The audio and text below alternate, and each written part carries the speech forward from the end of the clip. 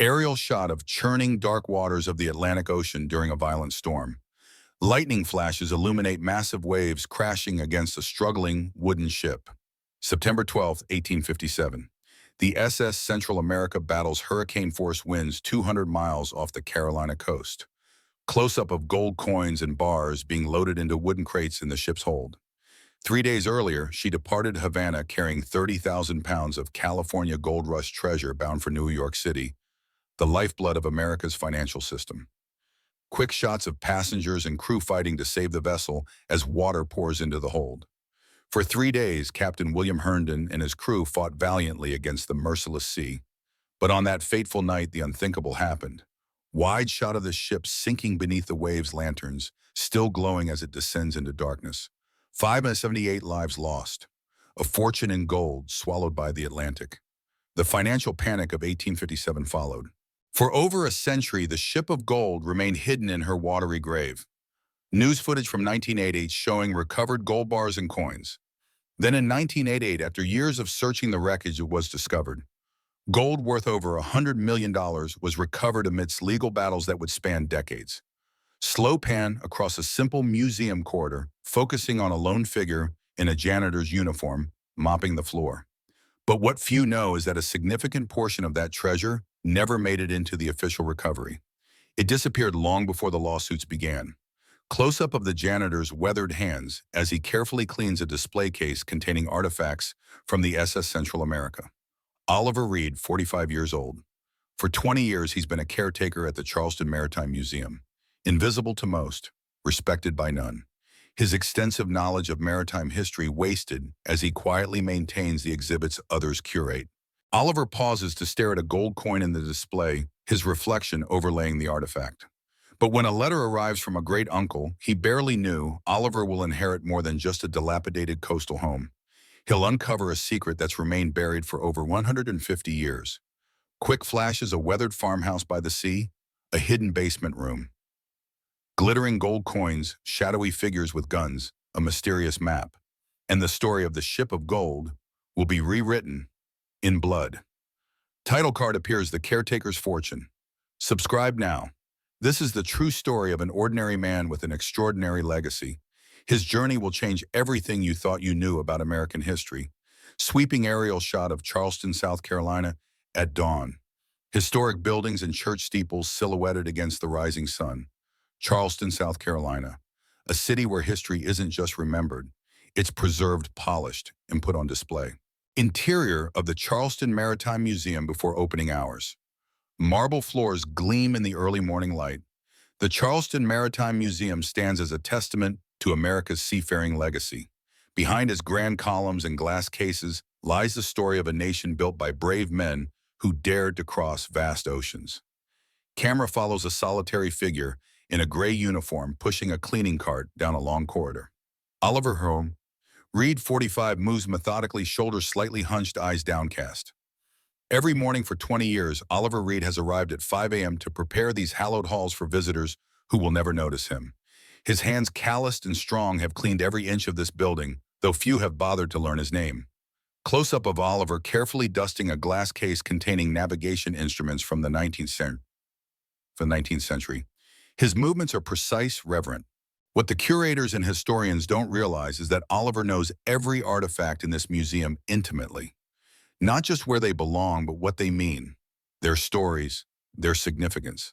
Oliver pauses at a large display dedicated to the SS Central America. His reflection overlays a photograph of the ship and recovered gold coins. The SS Central America exhibit holds a special fascination for him. The grand shipwreck with its glittering cargo seems to call to him, a connection he's never fully understood. Oliver reaches into his pocket and pulls out a small cloth pouch. He glances around to ensure he's alone, then carefully extracts a tarnished silver coin, a Liberty-seated $50. Despite his meager salary, Oliver has amassed a modest collection of historical coins. Nothing valuable, just neglected pieces of history he's rescued from pawn shops and flea markets. Each one researched, cataloged, and treasured. Quick transition to a small apartment. Oliver's living space is clean but sparse. A single-bed bookshelves crammed with historical texts and display cases with his modest coin collection. Home is a one-bedroom apartment in North Charleston. It's not much, but to Oliver, it's a sanctuary filled with the history books and coin reference guides that consume his free time. Oliver sits at his desk carefully cleaning a worn coin reference of books open beside him. It's a quiet life, a lonely one, but it's his. Back to the museum. Morning light streams through the tall windows. Oliver hears footsteps and quickly returns to mopping the floor as Thomas Reynolds, 60, the museum director, approaches with two well-dressed board members. You'll be pleased to know our spring fundraiser exceeded expectations. The new SS Central America interactive exhibit should be installed by fall. The group walks past Oliver without acknowledgement, stepping around his mop bucket as if it were merely an obstacle. I've hired Dr. Victoria Wells from the Smithsonian to oversee the expansion. Her work on maritime archaeology is unparalleled. She arrives next week, later that morning. Oliver is replacing a light bulb in a display case when Martha, 70s, a museum volunteer with a kind face and no-nonsense attitude, approaches. You're Oliver, right? Been meaning to introduce myself. I'm Martha, new volunteer, docent. Been watching you work. You know this place better than anyone, don't you? Yes, ma'am. 20 years next month. Smart as a whip, too. Heard you correcting that tour guide yesterday about the rigging on the clipper ship model. You were right, by the way. Oliver looks embarrassed. Sorry about that. Shouldn't have spoken up. Nonsense history deserves accuracy. Why aren't you giving the tours instead of pushing that mop, just the way things are, ma'am? That afternoon, Oliver is in a storage room organizing cleaning supplies when Thomas Reynolds enters with James Porter, 50s, the head of operations. Reed, there you are. We need to discuss something. Oliver stands attentively. Yes, sir, the board approved our restructuring plan this morning. We're outsourcing the maintenance staff to cut costs. Oliver's face remains impassive, but his knuckles whiten as his hands clench. I see, sir. Your position will be eliminated at the end of the month. Porter will provide the details of your severance package. Reynolds exits without waiting for a response. Porter gives Oliver an uncomfortable look. Nothing personal, Reed. You've been a good worker. 20 years. I'll have the paperwork for you tomorrow. Late evening, the museum is closed. Oliver moves through the quiet halls, his routine unchanged despite the day's news. He pauses at the SS Central America exhibit, staring at a recovered gold coin worth more than he makes in a year. His phone buzzes. He pulls it out, squinting at an email notification, urgent, regarding the estate of Samuel Reed. Morning. Oliver sits in a small, cluttered office across from Gerald Winter's, 60s, a rumpled, small-town attorney with reading glasses perched on his nose. Mr. Reed, thank you for coming on such short notice. I'm handling the estate of your great-uncle Samuel Reed. According to our records, you're his sole surviving relative. Oliver looks confused. I barely knew him. Met him once when I was a child. Nevertheless, he named you as his heir. Samuel passed away 3 weeks ago at his home in Capernaum Bay. The property is somewhat remote on the southern part of the Outer Banks. Winters slides a folder across the desk. He left you everything. The house contents and surrounding 5 acres of land. Property taxes are paid through the year. There's no mortgage. Oliver leafs through the documents with disbelief. I don't understand. Why me? Your uncle was a private man. Eccentric, some would say. Lived alone for decades. The will is quite clear, though. His only stipulation was that you must visit the property personally to claim it. Oliver stares at a faded photograph of a weathered 2-story house overlooking the Atlantic. What's it worth? The structure itself needs considerable work. But oceanfront property in North Carolina, even in that condition, you're looking at significant value. I need to give notice at my job. Winters offers a sympathetic smile. I believe your uncle would be pleased to know you're coming. Here are the keys and directions. The utilities should still be connected. 2 days later, Oliver stands at a rural bus stop, duffel bag at his feet. He checks a hand-drawn map as a weathered local bus approaches. The bus stops at a small coastal town. Main Street sign reads Capernaum Bay Pop 1247. Oliver steps off with his bag, taking in his surroundings. A local hardware store owner pauses to study the newcomer with undisguised curiosity. Looking for something specific, friend Reed property. Out on Lighthouse Point Road. The man's eyebrows raise slightly. Old Sam Reed's place. You family his nephew. Didn't know Sam had any kin. Been out there alone long as anyone can remember. He points down a side road. 5 miles that way past the old cannery. Can't miss it. Only house out there still standing. Road gets rough after the first mile. As Oliver moves away, the shopkeeper calls out, "Hey, Sam." He was good people. Strange but good. Helped a lot of folks around here without taking credit. Aerial shot following Oliver as he walks along increasingly rural roads. The sea comes into view, vast and blue, as the path rises onto windswept bluffs. Finally, Oliver crests a hill and stops. Before him stands his inheritance, a two-story Victorian house that might once have been grand, but now sags under decades of coastal weathering. Yet something about its defiant stance against the elements gives it dignity. The front steps creak ominously as Oliver climbs to the porch. He tries the key in the front door. It resists, then yields with a groan of rusted hinges. Inside, dust motes dance in the beams of sunlight streaming through dirty windows. The foyer opens to a large living room filled with mismatched furniture draped in sheets. Bookshelves line the walls crammed with volumes. Oliver sets down his bag and moves deeper into the house, pulling sheets off furniture. A grandfather clock stands silent. Navigational instruments and maritime artwork cover the walls. In the kitchen, dishes sit in a drying rack as if the owner had just stepped out. A coffee mug on the table bears a faded Coast Guard emblem. Oliver opens a door to find a study packed with books, maps, and filing cabinets. A large oak desk dominates the room, its surface covered with papers held down by a brass paperweight shaped like a ship. Photographs on the wall show a younger Samuel Reed aboard various vessels, often with diving equipment. Oliver picks up a framed photo of Samuel, a lean, weathered man with the same gray eyes as Oliver, standing proudly beside what appears to be recovered maritime artifacts. Back downstairs, Oliver enters what appears to be a dining room now converted into an impromptu museum. Glass display cases contain maritime artifacts, ship's instruments, pieces of 8 navigational tools. But most striking are several cases dedicated to coins, American gold and silver pieces arranged chronologically. Oliver approaches these with professional interest, leaning close to examine a row of gold eagles and double eagles from the 1850s. His eyes widen as he recognizes their value and rarity. A leather-bound ledger sits nearby. Oliver opens it to find detailed records of each coin, origin, condition, historical significance, and provenance. The handwriting is meticulous, scholarly.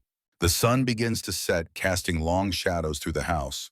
Oliver finds an old kerosene lamp and lights it, returning to the study to examine Samuel's papers more closely. A journal entry catches Oliver's eye, March 15, 2012. Confirmed today what I've long suspected. The official recovery was incomplete. The manifest shows discrepancies that cannot be explained by the deterioration alone. Someone reached the site before Thompson's expedition. The question remains who, and where are the missing artifacts now, middle of the night? Oliver jerks awake at a sound from below, a distinct thud followed by creaking floorboards. He lies frozen, listening intently. Another creak. Someone is moving through the house. Oliver silently rises, grabbing a heavy flashlight from the bedside table. He creeps to the bedroom door and peers down the dark hallway. Downstairs, a beam of light sweeps across the foyer. The intruder is using a flashlight, trying to be quiet but unfamiliar with which boards will betray their presence. Oliver moves stealthily down the stairs, avoiding the spots that creaked under his weight earlier. At the bottom, he presses against the wall, waiting as the light moves toward the study. The beam illuminates a figure, male, medium build, dressed in dark clothes. The intruder is methodically searching the desk, rifling through papers. Oliver steps forward, raising his flashlight. Looking for something, the intruder spins around, momentarily blinded by Oliver's light. In a flash, the man bolts toward the back of the house. Oliver gives chase, but by the time he reaches the kitchen, the back door stands open, swinging in the night breeze. Outside, Oliver scans the darkness with his flashlight, but the intruder has vanished. The beam catches something on the ground, a dropped object. Oliver picks it up, a small pocket knife with initials engraved RB Dawn Breaks. Oliver sits at the kitchen table, the pocket knife before him, a cup of coffee steaming in his hands. A knock at the front door startles him. He approaches cautiously, peering through a side window before opening it. On the porch stands a woman in her late 30s. Rachel Winters, athletic build, practical clothing, dark hair pulled back in a ponytail. "Mr. Reed, I'm Rachel Winters from the Capernaum Bay Historical Society. We heard Samuel's nephew had arrived. I hope I'm not intruding." Oliver studies her carefully before opening the door wider. Seems the word travels fast around here. Small towns. May I come in? I knew your uncle quite well. Worked with him on several historical projects. Rachel enters her eyes immediately taking inventory of the house. I'm sorry for your loss. Samuel was special to our community. Oliver leads her to the kitchen where he offers coffee. Rachel accepts settling into a chair with practiced ease. How much did you know about your uncle's work? Very little. We weren't close. Rachel nods thoughtfully. Samuel was a pioneer in maritime archaeology, self-taught but brilliant. He consulted on several major shipwreck recoveries, including parts of the SS Central America project. Oliver perks up at this. The Central America that's on display at my museum in Charleston. You work at a museum maintenance staff, or I did until recently. Rachel seems to be weighing her next words carefully. Your uncle amassed quite a collection over the years. Historical artifacts, documents, coins especially. Oliver's face reveals nothing. I've noticed. Mr. Reed, I don't mean to be forward, but there are items in Samuel's collection that hold significant historical value. Our society was hoping you might consider donating some pieces to our local museum. Oliver sips his coffee, buying time. I've only just arrived, haven't had time to catalog anything. Rachel reaches into her bag and produces a business card. Of course, take your time. But when you're ready, I'd be happy to help with the appraisal.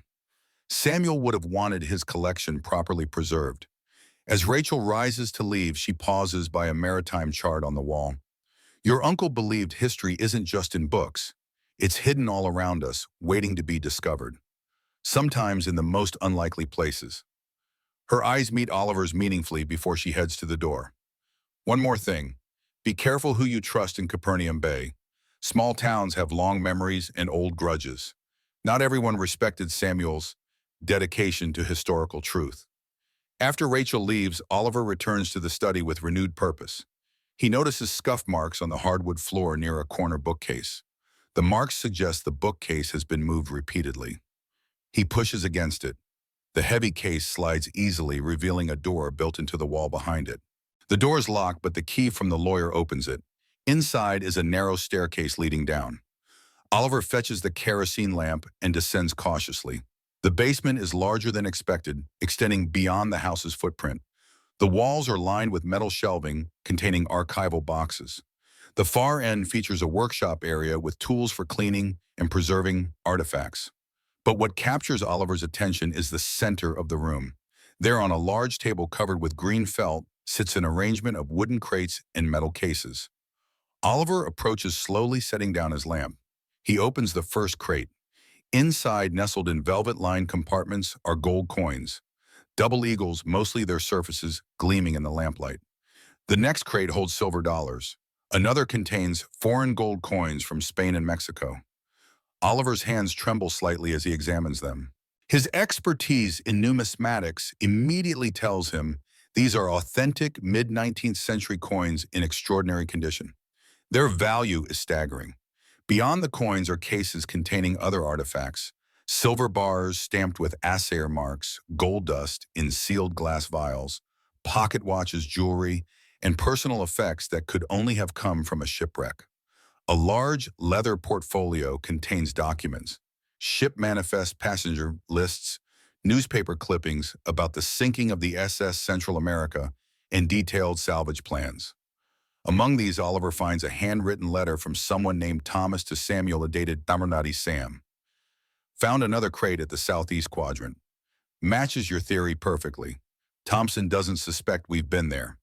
Meet at the usual place to divide the new finds.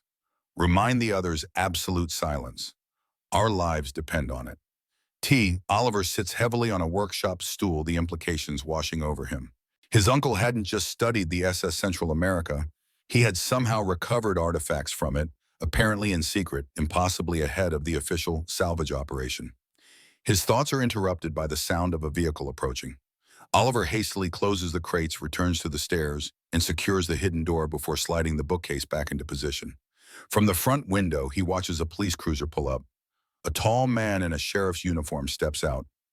Sheriff James Marshall, 55, with a weathered face and watchful eyes. Oliver opens the door before Marshall can knock. Can I help you, Sheriff James, Marshall County? Sheriff, just checking in on the new arrival. We don't get many strangers out this way. Oliver Reed. I inherited the place from my uncle. Marshall nods his eyes, taking in the house beyond Oliver. Sam Reed was a fixture around here, kept to himself mostly but respected. Sorry for your loss. Thank you. Marshall shifts his weight, his gaze sharpening. Mind if I come in? Like to make sure everything's in order. Oliver hesitates, then steps aside. Marshall enters, his posture casual, but his eyes missing nothing. Had a report of someone prowling around these parts last night. You notice anything unusual? Oliver considers his options, then decides on partial honesty. Actually, yes. Someone broke in through the back door. I confronted him, but he ran off. Marshall's eyebrows rise slightly. You report it, just happened last night. I was going to come into town today. Marshall pulls out a small notebook. Can you describe this person? Male, medium build. Dark clothes, couldn't see his face clearly. Any idea what they were after? Oliver shrugs. I just got here myself, still figuring out what's what. Marshall makes a note, then surveys the room again. Your uncle collected a lot of interesting items over the years.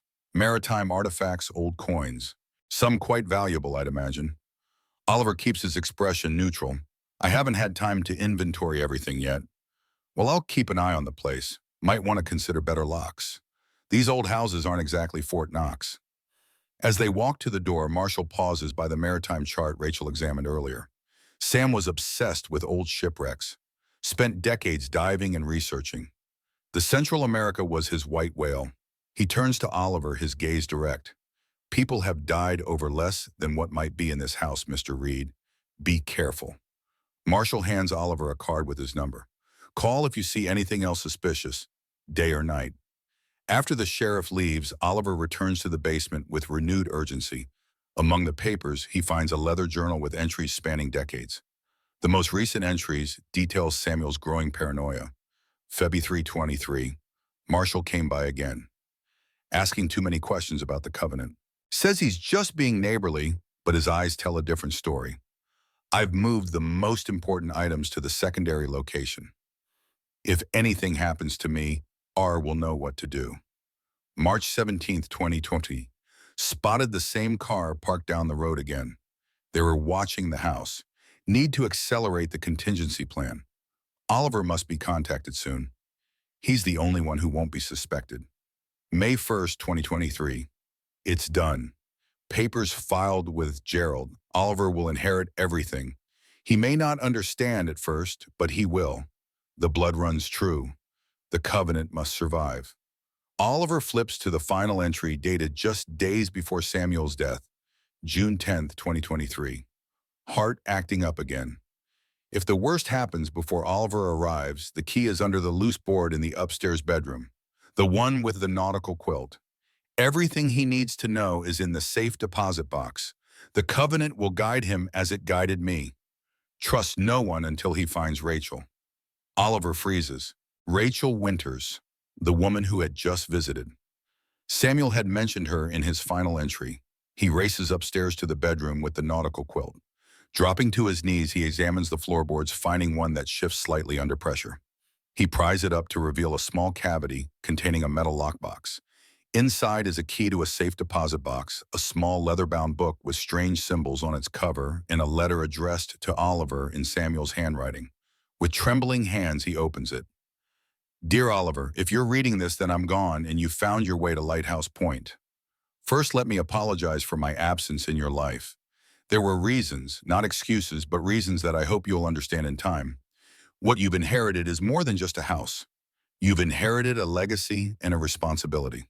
The collection in the basement represents just a fraction of what was recovered from the SS Central America, but its historical significance far outweighs its monetary value.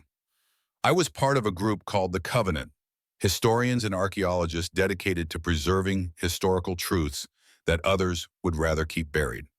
The Central America carried more than gold. It carried secrets, documents that could rewrite portions of American history.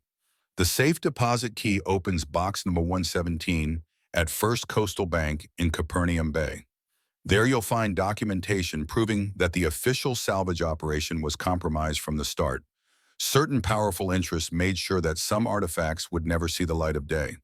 Trust Rachel Winters. Her father was my diving partner for 20 years before his death. She knows most of the story. Be wary of Sheriff Marshall. His interest in history is neither academic nor innocent.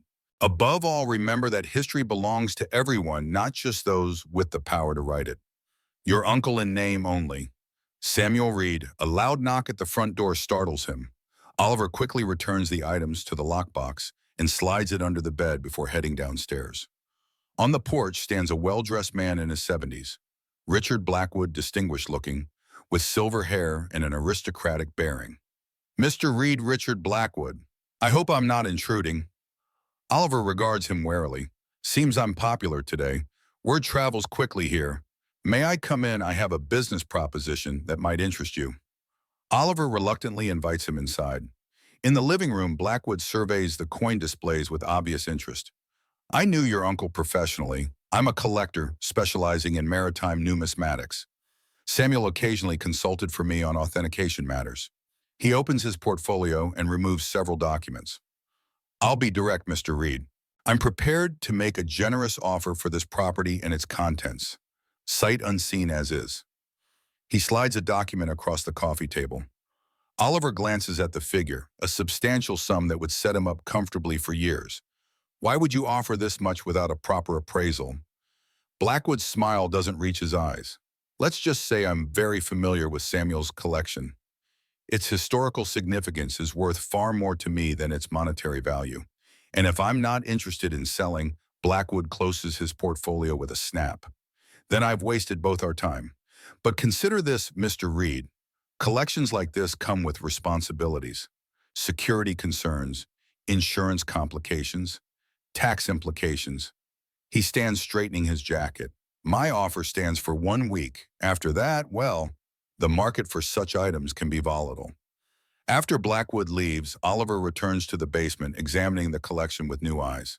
He begins photographing and documenting each item, creating his own inventory. As evening falls, Oliver sits at Samuel's desk, surrounded by notes. Inside Martha's home, Oliver finds himself in a space that mirrors Samuel's study. Walls lined with books on maritime history, display cases with artifacts, and maps marked with the same symbols as Samuel's documents. Martha leads him to a sitting room and offers tea, which Oliver accepts gratefully. As she prepares it, Oliver studies the photographs on her mantel. Younger versions of Martha and Samuel standing aboard various vessels, diving equipment visible. You knew my uncle well. Martha returns with the tea, her expression fond but sad. For 40 years. We were diving partners before my arthritis forced me to shore. Samuel was special. Brilliant, dedicated, sometimes frustratingly secretive. She gestures to the items Oliver brought. I see he left you the key, not just to the safe deposit box, I'm guessing. Martha smiles approvingly. You're quick, like your uncle. Oliver leans forward. Everyone keeps saying that, but I barely knew him. Now I find out we're connected to the SS Central America, that he was part of some secret society, and that people might be willing to kill over what he left me. I need straight answers. Martha considers him for a moment, then nods. Fair enough. The simple version is this. In 1859, a small group of sailors returned to the Central America wreck. They weren't just after gold. They were sent to recover specific documents that the government wanted to keep secret. She sips her tea. Those men found more than they bargained for. The documents revealed connections between prominent northern industrialists and the slave trade, men who publicly supported abolition while secretly profiting from human suffering. The kind of hypocrisy that could have changed the course of the Civil War had it become public. Oliver frowns. So they recovered these documents, and then what turned them over? Martha shakes her head. They made a different choice. They formed the Covenant, dedicated to preserving historical truths even when powerful people wanted them buried. They hid the most damning evidence but kept records of everything. Insurance, you might say, and the gold that was their payment for silence and service. Each member received a share with the understanding that it would finance the Covenant's work through generations. Oliver processes this. And Samuel was what? Their historian. Martha's eyes twinkle. Samuel was their leader for the past 20 years, the guardian of the Covenant. Oliver sits back stunned. And now what, I'm supposed to take his place? Martha's expression grows serious. That's up to you, but you should know. There are people who have sought the covenant's secrets for generations.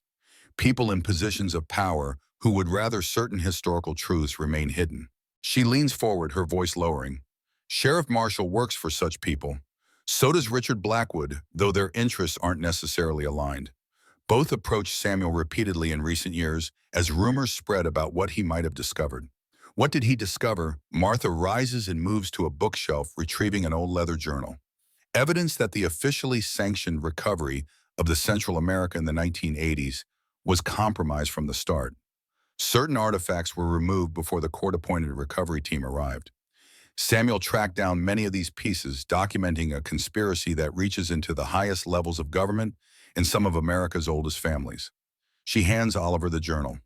This is Thomas Hargrove's account, Samuel's predecessor. It details how the Covenant has operated for generations, protecting America's hidden history until the right time comes to reveal it. Oliver flips through the pages, overwhelmed. And that time is now. Martha's expression is grim. Samuel thought so. That's why he accelerated his plans to bring you in. He believed certain forces were closing in, that someone had betrayed the Covenant. Oliver looks up sharply. Who? Martha shakes her head. He never said. But in his final weeks, he trusted no one except Rachel and me. And he was preparing something big, something he called the revelation. A car engine sounds outside. Martha moves to the window, her body tensing. It's Victoria Wells, the museum director from the Smithsonian. Oliver recognizes the name from his museum. She's coming to Charleston next week. What's she doing here? Martha's expression darkens. She's been researching the Central America for years. Claims it's academic interest, but Samuel never trusted her.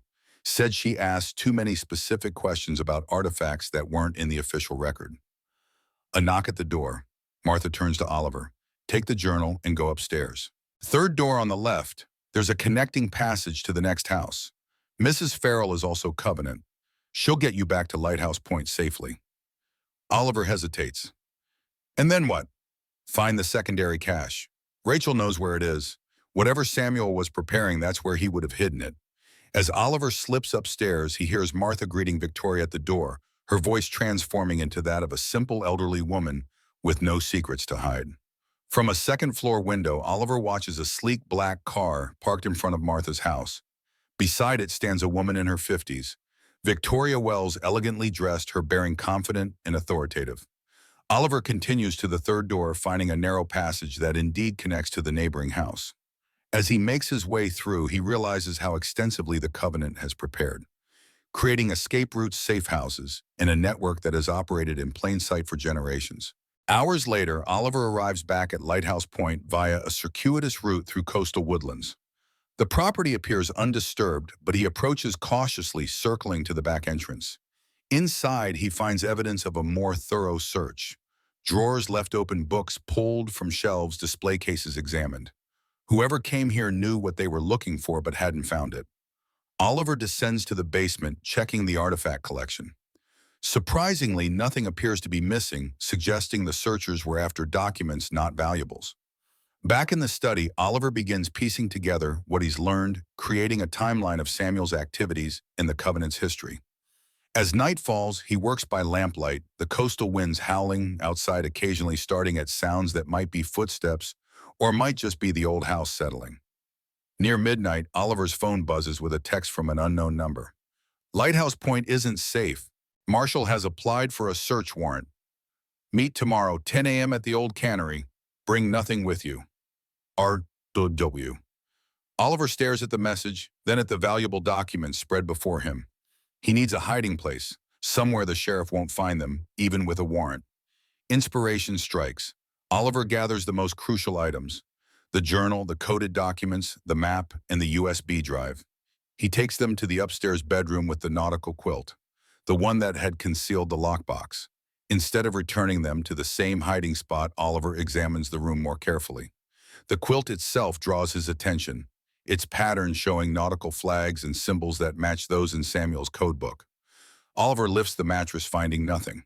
He checks the headboard, the floorboards, the ceiling. Finally, he examines the quilt itself, noticing subtle stitching that forms a pattern within the pattern. Following this design leads him to a section of wainscoting that, when pressed in a specific sequence, slides open to reveal a small wall safe. The combination eludes him until he studies the quilt more carefully, noticing numbers worked into the design. He tries the sequence. The safe clicks open, revealing an empty space perfect for his documents. As Oliver secures the items, he hears a vehicle approaching. Moving to the window, he sees a police cruiser parking at the edge of the property, its lights off. A deputy, not marshal, exits and takes up a position watching the house. Oliver realizes he's under surveillance.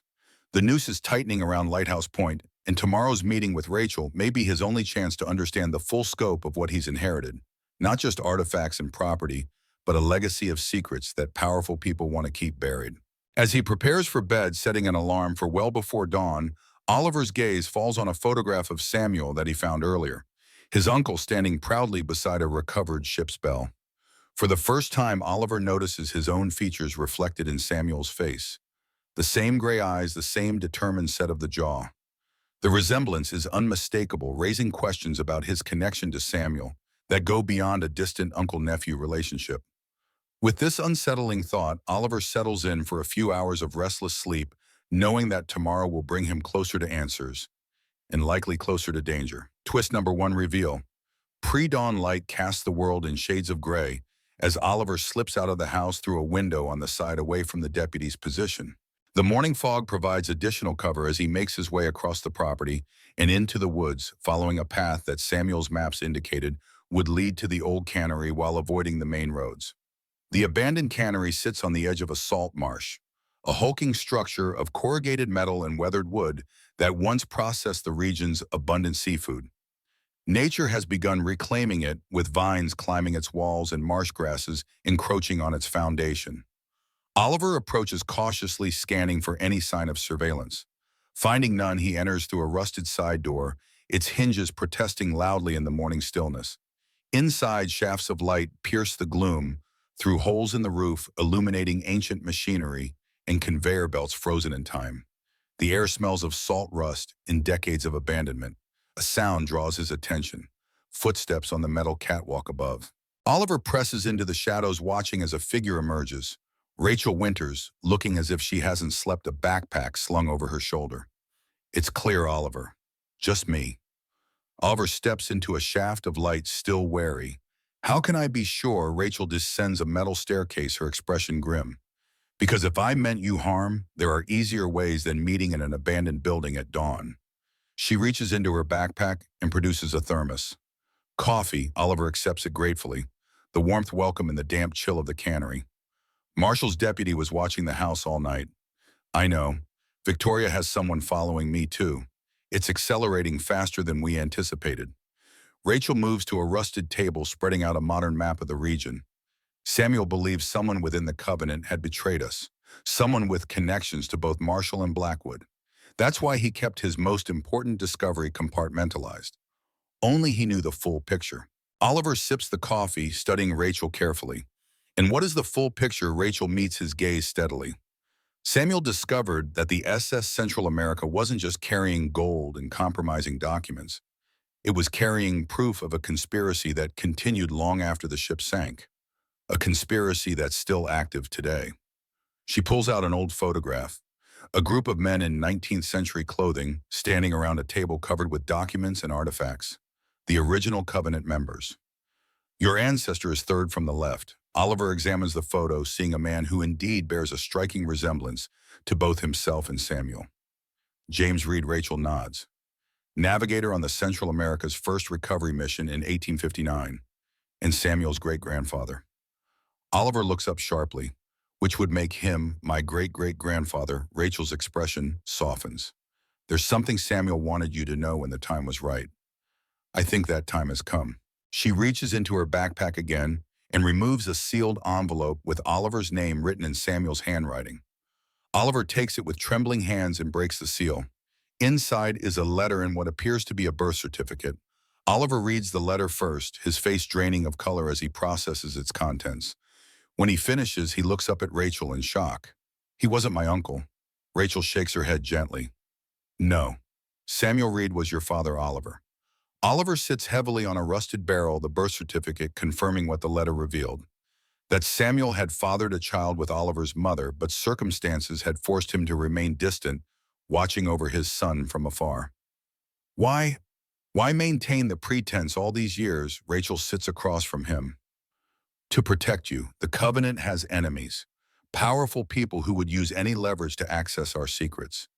Samuel believed keeping you separate from that world was the only way to ensure your safety. But as he got older and as threats increased, he realized you needed to know the truth. She gestures to the letter. That's why he arranged for you to inherit everything, not just as his next of kin, but as his rightful heir, both to his property and to his position within the covenant. Oliver stares at the birth certificate, emotions warring within him. So I'm not just inheriting a house and some artifacts. I'm inheriting what? A place in a secret society, a mission to expose historical conspiracies. Rachel's expression is solemn. You're inheriting the truth, Oliver. What you do with it is your choice. But you should know the collection at Lighthouse Point is just the beginning. The real treasure, the evidence Samuel spent decades compiling, is hidden elsewhere. She points to a location on the map, an island in the Sound accessible only by boat, the secondary cache. Samuel moved the most crucial items there months ago when he became convinced someone was watching the house. Oliver studies the map, processing everything. These people, Marshall Blackwood, maybe this Victoria Wells, what do they want exactly? Rachel's face hardens. Different things. Marshall works for a government agency tasked with suppressing certain historical truths, things that might damage national myths or expose powerful families. Blackwood represents private interests, descendants of those implicated in the original documents from the Central America. And Victoria Rachel hesitates. We're not sure. She appeared a few years ago claiming to be researching the Central America for the Smithsonian, but her questions were too specific, her focus too narrow. Samuel believes she might be the betrayer within the covenant, someone using our own protocols and knowledge against us. A noise outside, the crunch of tires on gravel. Rachel moves quickly to a window, peering through a crack in the boards. We need to go, now. Oliver follows her gaze to see a black SUV pulling up outside. Two men in dark clothing exit, scanning the building. Who are they? Not local. Government maybe, or private security. Blackwood has resources. Rachel leads Oliver to the back of the cannery, through a maze of rusted machinery to a door that opens onto the marsh. Just outside, a small boat is concealed among the reeds. This will take us to the island. We can access the secondary cache and then decide our next move. As they push the boat into deeper water, a shout comes from behind them.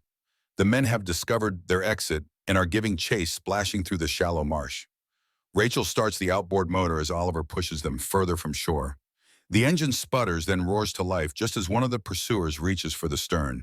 Oliver grabs an oar and swings it, connecting with the man's shoulder and sending him tumbling back into the water. Rachel opens the throttle and the boat lurches forward, cutting through the marsh grass toward open water. Behind them, the men return to their vehicle, clearly intending to find another way to pursue. Rachel navigates confidently through the maze of small islands and channels, eventually reaching a secluded cove on the far side of the island, marked on the map. They secure the boat and proceed inland, following a barely visible path through dense maritime forest. After 20 minutes of hiking, they reach a small clearing containing a concrete bunker, a relic of World War II coastal defenses, its entrance hidden by vegetation. Rachel removes a key from around her neck and unlocks the heavy door.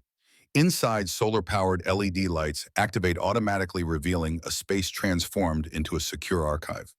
Metal shelving units hold waterproof cases. A small workstation includes a laptop scanner and external hard drives. Welcome to the real heart of the Covenant, Oliver. This is what Samuel was protecting. This is what they're all after. Oliver moves through the space in awe, examining the carefully preserved artifacts and documents. One display case draws his particular attention. It contains a collection of gold coins similar to those in Samuel's basement, but these are arranged in a specific pattern, their edges inscribed with the now familiar cipher. Rachel joins him, her voice soft. The key to everything. These aren't just valuable coins, they're a coded message. When arranged correctly, the markings form a map and instructions. Samuel believed the original covenant members used them to pass information securely through generations.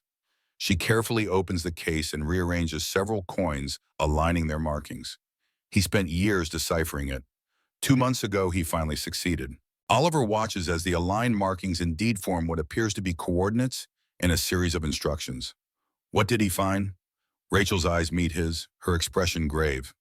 Evidence that the documents recovered from the Central America didn't just implicate 19th century industrialists in the slave trade.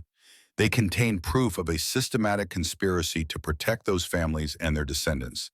A conspiracy that continues to this day, involving judges, politicians, and intelligence agencies. She moves to the workstation and boots up the laptop. Samuel compiled it all: historical documents, financial records, tracing wealth derived from human suffering, government communications ordering the suppression of evidence. It's all here, waiting for the right moment to be revealed. Oliver stares at the screen as Rachel navigates through folders of scanned documents, photographs, and spreadsheets, an archive of America's hidden history preserved by generations of the Covenant. And Samuel wanted me to decide what to do with it. Rachel nods solemnly. He believed you would make the right choice when the time came. He said you had the blood of truth seekers. Oliver absorbs this, the weight of responsibility settling on him. Before he can respond, an alert sounds from Rachel's phone. She checks it, her expression darkening. Security perimeter breach. Someone's on the island. She quickly begins shutting down systems and securing documents. We need to move the most critical evidence. There's a boat on the other side of the island. It's fueled and ready. Oliver helps her load essential items into waterproof backpacks.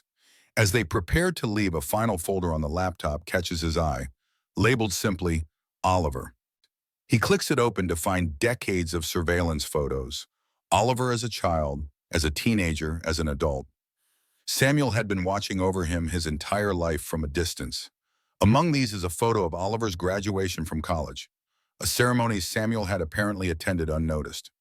The image shows Oliver receiving his diploma, while in the background, a proud Samuel watches from the audience.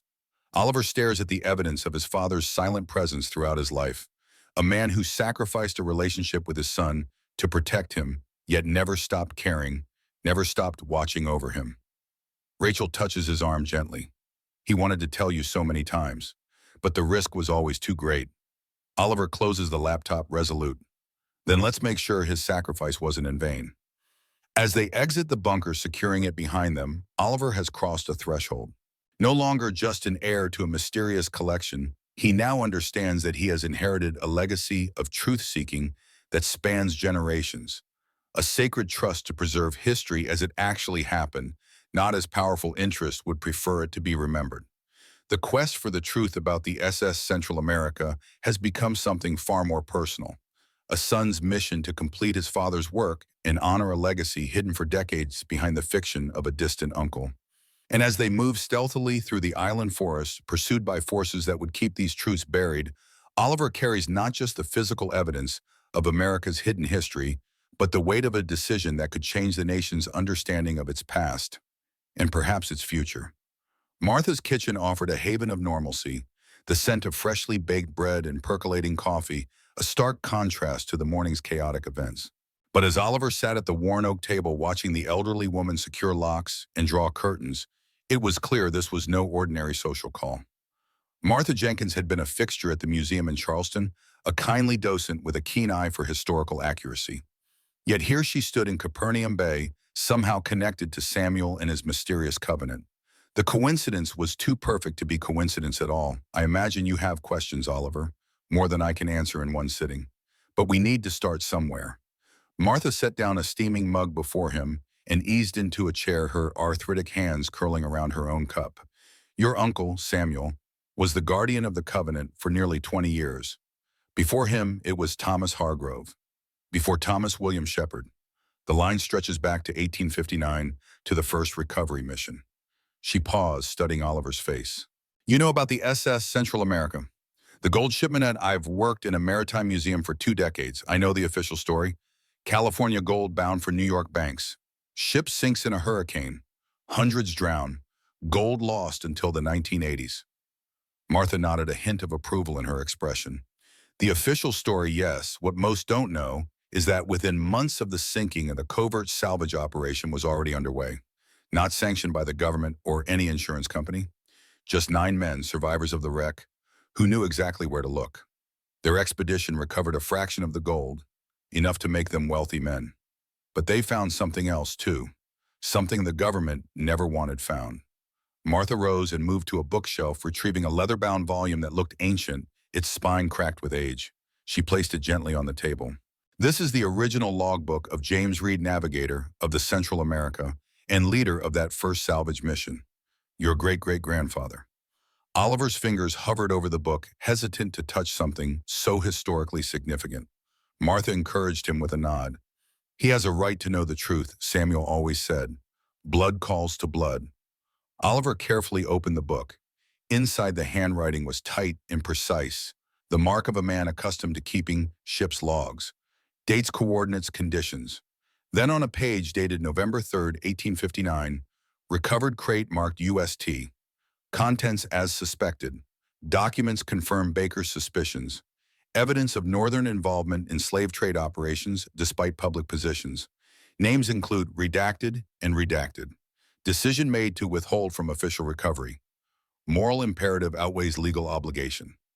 God forgive us, but history must know the truth when the time is right. The entry was followed by what appeared to be a cipher, symbols similar to those Oliver had seen in Samuel's codebook. Martha watched as he processed the information. The 9 men formed the covenant that night. They swore to protect the truth until America was ready to face it, to preserve the evidence until it could do more good than harm. And you think that time is now, after more than 150 years? Martha's expression grew grave. Samuel thought so. That's why he accelerated his plans to bring you in, why he moved the most critical items to the secondary location. He believed forces were aligning to destroy the evidence permanently. Oliver placed a hand on the logbook, feeling the weight of history beneath his palm. So this is what Marshall Blackwood and who knows who else are after: historical documents that would what? Rewrite American history books. Not just rewrite history. These documents would force a reckoning. They proved that several prominent Northern families, families whose fortunes still dominate American politics and finance, built their wealth on the very institution they publicly condemned. They preached abolition while secretly financing slave ships. But after all this time, would anyone care? Martha's eyes hardened. The families involved have spent generations crafting their legacies as American heroes, philanthropists, champions of progress. Even today, their descendants hold positions in government, banking, education. The truth would destroy carefully constructed myths that powerful people still benefit from. Oliver leaned back, processing the enormity of what he was hearing. And the coins, how do they fit in? The gold coins were their insurance policy. Each of the 9 Covenant founders took a share, engraving portions of a code on select pieces. When arranged correctly, they form a map to the hidden evidence. Samuel spent decades tracking down all 9 sets. A sharp knock at the door interrupted them. Martha froze, placing a finger to her lips. She moved to a window and carefully peered through the curtains. Richard Blackwood with 2 men I don't recognize, not locals. She moved quickly to a sideboard, sliding aside a panel to reveal a hidden compartment. Take the logbook and these. Martha handed Oliver a small leather pouch and a modern thumb drive. The back door leads to a boathouse. Take the skiff. It has enough fuel to reach Harker's Island. A man named Joseph Hayes runs the Lighthouse Museum there. Tell him Agamemnon has returned from Troy. He'll help you reach the secondary cache. But what about you? Martha's smile was serene, belying the gravity of the situation. I've been prepared for this day for 40 years, young man. Now go. Oliver hesitated only a moment before slipping out the back door, the weight of generations pressing upon him as he disappeared into the thick coastal brush behind Martha's home.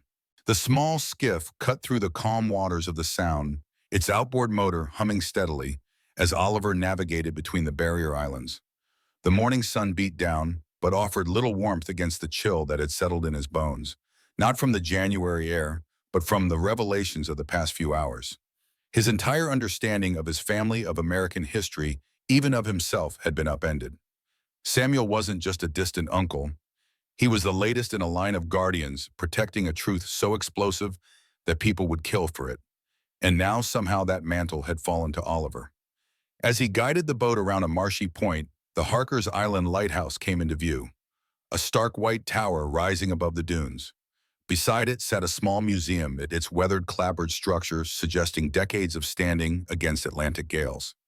Oliver secured the skiff at a small dock and approached the museum cautiously. A sign on the door read, "Open 10 a.m. to 4 p.m. Tuesday through Saturday, proprietor J. Hayes." Inside the museum was empty of visitors, unsurprising for a January weekday. Display cases showcased artifacts from local shipwrecks, fishing implements, and indigenous tools. A gray-haired man with the weathered face of a lifelong mariner stood behind a counter, cataloging items in a ledger. "Welcome to Harker's Light. $2 admission, though we're not officially open for another hour." Joseph Hayes looked to be in his 70s with keen blue eyes that missed nothing. "I'm looking for Joseph Hayes. Martha Jenkins sent me." The man's posture changed subtly, a straightening of the spine, a new alertness in his gaze. "Martha's an old friend. What can I do for her? Agamemnon has returned from Troy." Hayes's expression remained neutral, but his eyes darted to the windows confirming they were alone. He moved to the door, locking it and flipping the sign to closed. "You're Samuel's boy. He said you might come." "I'm Oliver Reed. Samuel was my uncle." Hayes nodded, though something in his expression suggested he knew more. "Follow me." He led Oliver through the museum to a back office, then to a storage room filled with maritime artifacts awaiting restoration. Hayes moved to a large wooden sea chest, unlocking it with a key from around his neck.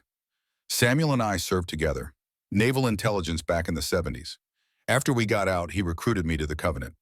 Hayes reached into the chest and removed a false bottom, revealing a secure digital tablet, a satellite phone, and several sealed waterproof pouches. "This connects to the Covenant's secure network." Samuel uploaded everything, all his research, the documentation, contingency plans. "The system goes active when a Guardian passes." Hayes powered on the tablet, entered a complex passcode, then pressed his thumb to a fingerprint reader. "I need to add you to the system." "Right thumb, please." Oliver hesitated only briefly before complying. The device scanned his print, then displayed a message. "New user authorized O. Reed." The screen changed to reveal a map of the Outer Banks, with several locations marked in red. One pulsed steadily, an island in Pamlico Sound labeled Cache Alpha. That's where Samuel moved the primary evidence 3 months ago. Secure location off-grid with redundant countermeasures. He was convinced someone had compromised the Covenant. Someone like Victoria Wells. Hayes's eyebrows rose slightly. "You've met the good doctor?" Samuel suspected her, yes, though he could never prove it. She appeared 5 years ago, perfect credentials, extensive knowledge of maritime history. Too perfect, too extensive. He pulled up another screen showing surveillance photos. Victoria meeting with Richard of Blackwood. Victoria conferring with a man in military uniform. Victoria examining documents in what appeared to be Samuel's study. She gained access to several Covenant locations, always with plausible academic reasons. Shortly after, we noticed security breaches. Nothing obvious, just enough to raise suspicions. "So she's working for Blackwood?" Hayes shook his head. "More likely they're both working for someone else. Blackwood has money, but not the resources we've seen deployed against us. This is governmental, or something posing as governmental." A notification flashed on the tablet screen, a security alert showing Martha's house. 3 men in tactical gear were leading Martha to a black SUV. "They've got Martha." Hayes's expression hardened. "They won't harm her. She doesn't know enough to be dangerous to them. It's you they want. You and the evidence." He tapped several commands into the tablet. "I'm activating Protocol 7. All Covenant members will go dark until further notice." The satellite phone buzzed. Hayes answered with a cryptic exchange. "Lighthouse." "Yes, Guardian Air is secure. Proceeding to Alpha." "Understood." "Hayes out." He turned to Oliver. "That was Rachel Winters. She's clear of Marshall for now, but says Victoria Wells has arrived in town with what looks like private security. We need to move." Hayes gathered essential items into a waterproof bag. "The secondary cache is on Shipwreck Island. Uninhabited, no services, no tourists. Samuel chose it because it's surrounded by shoals that keep most boats away. We'll take my fishing trawler, less suspicious than racing around in that skiff." As they prepared to leave, Hayes handed Oliver a weathered 9mm Beretta. "Samuel would want you to have this. He valued history, but he was no fool. The men coming after you won't be armed with just arguments." Oliver accepted the weapon with solemn recognition of its necessity. The weight of it in his hand was unfamiliar, but somehow not foreign, as if some ancestral memory guided his fingers to the proper position. They exited through a concealed door that led directly to a private dock where a well-maintained fishing trawler awaited. As Hayes prepared the vessel for departure, Oliver scanned the horizon, the sense of being hunted settling over him like a shroud. The hunt had begun centuries ago, he realized, a shadow war over truth and legacy that had claimed lives across generations. Now he stood as the reluctant heir to a battle he hadn't chosen but couldn't ignore. As the trawler pulled away from Harker's Island, Oliver cast one last glance toward the mainland, wondering if he would ever see it, or any semblance of his former life, again. The trawler, ironically named Historical Truth, plowed through the choppy waters of Pamlico Sound. Hayes navigated with the confidence of a man who had spent decades on these waters, avoiding the treacherous shoals by memory rather than instrumentation. Oliver stood at the rail, the salt spray stinging his face as he processed the morning's revelations. The tablet from Hayes had provided access to the Covenant's extensive archives, generations of documentation about the Central America recovery, the formation of the Covenant, and the historical truth they had sworn to protect. Most illuminating were Samuel's personal logs, his decades-long quest to reunite all 9 sets of encoded coins, his growing concerns about security breaches, and his preparations to bring Oliver into the fold. "You're taking this rather well." Hayes appeared beside Oliver, the vessel now on autopilot in open water. 24 hours ago, I was mopping floors and worrying about unemployment. Now I'm on the run with historical secrets worth killing for. What choice do I have? Hayes offered a weathered smile. You have the same choice every guardian has faced. Walk away or stand for truth. History is rarely comfortable, Oliver. It's messy, contradictory, often ugly.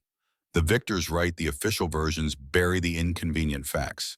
The Covenant exists because 9 men believe some truths are too important to lose, even when revealing them might cause pain. Oliver turned to face the old sailor. And if I decide this truth should stay buried? Hayes shrugged. Then you'll be making the same choice guardians have made for generations, deciding when the time is right. Samuel believed that time had come, but the decision passes to you now. The tablet in Oliver's hand pinged with an alert. He checked the screen to find a message from Rachel Winters. Marshall has obtained search warrants for Lighthouse Point and Martha's property. They know about the secondary cache. Victoria Wells leading the operation with private contractors. Proceed with caution. They're moving fast. Hayes nodded grimly. Too fast for normal channels. They must have high-level backing. He adjusted their course slightly. We'll approach from the southwest. There's a hidden cove that doesn't appear on public charts. Samuel installed security measures, motion sensors, cameras. We'll know if they've beaten us there. Oliver studied the island on the tablet's map, a rough oval about 2 miles long and half a mile wide. The satellite imagery showed dense maritime forest covering most of the land, with a small clearing near the center where a structure of some kind stood. What's at the center of the island? An old hunting lodge converted to a research station. Official cover is marine biology studies. In reality, it's a Covenant facility, secure archive communications living quarters. Samuel spent weeks there last fall preparing everything. As they approached the island, Hayes reduced speed, cutting the engine to a low purr that barely disturbed the water. He retrieved a pair of high-powered binoculars and scanned the shoreline. No signs of activity. Security system shows all clear. They anchored in the hidden cove, transferring the essential supplies to a small, inflatable boat for the final approach to shore. Hayes concealed the trawler with camouflage netting, a precaution that seemed excessive until he explained. Victoria Wells has access to satellite imagery. Standard procedure is to make any Covenant vessel invisible from above. They paddled silently to shore, securing the inflatable beneath overhanging vegetation. Hayes led the way along a nearly invisible path through the dense undergrowth, occasionally checking a handheld device that presumably monitored the island's security systems. The path wound through salt-stunted oaks and windswept pines, eventually opening onto a clearing where the research station stood, a sturdy 2-story structure built to withstand hurricanes. Solar panels covered the south-facing roof, and a small wind turbine spun lazily in the sea breeze. Hayes approached a keypad hidden beneath a hinged panel, entering a complex code. The door unlocked with a soft click. Welcome to Sanctuary Alpha. Inside the building belied its rustic exterior. The first floor contained modern laboratory equipment, maintaining the marine biology cover. But the second floor was the true heart of the facility. A state-of-the-art archive room with climate control, a communications center with satellite uplinks, and a conference room with walls covered in maps, photographs, and timeline charts chronicling the Covenant's history. Hayes moved to a control panel, activating the facility's systems.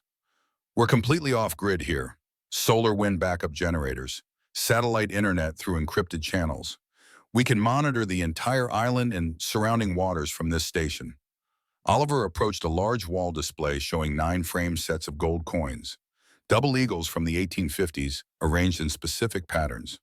Below each frame hung a photograph of the original Covenant member associated with that set, Samuel's collection. He spent his life recovering these. Hayes nodded solemnly. The last set came in just 4 months ago.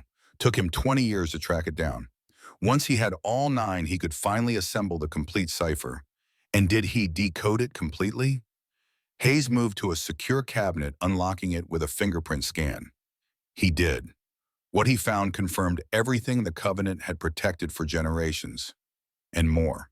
He removed a leather portfolio and placed it on the conference table. The final translation completed in October. Samuel believed this evidence was finally ready for the world. Not just the original documents from the Central America, but the connections to contemporary power structures, the lineage of corruption. Oliver opened the portfolio with reverent hands. Inside lay page after page of meticulous documentation, scanned 19th century letters, financial records, ship's manifests, and modern analysis connecting the evidence to current political and financial figures. One document in particular captured his attention, a letter dated August 15, 1857, from a prominent Boston industrialist to a banking associate in New York. Our arrangement with Captain Ward continues to yield exceptional returns. While we must maintain our public position on the abolition question, the Guinea Coast operations remain our most profitable enterprise. The Central America will carry the final documentation of these transactions, after which all paper trails shall be eliminated. I have secured promises of government protection should questions arise. The letter was signed by a name Oliver instantly recognized, one of America's most revered industrial pioneers, whose family name still adorned universities, museums, and charitable foundations. Hayes watched Oliver's reaction carefully. That's just one. There are dozens more, families whose fortunes were built on human suffering while they portrayed themselves as moral crusaders.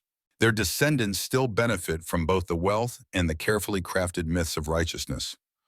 Oliver sank into a chair, the weight of history pressing down upon him. Why now? After all this time, why did Samuel decide now was the moment? Hayes gestured to another section of the timeline. 3 factors. First, the last set of coins was finally recovered, allowing complete verification of the evidence. Second, the last direct descendant of the most prominent family involved died last year, meaning no living individual would face personal destruction. And third, he paused, seeming to choose his words carefully. Samuel was dying. Cancer.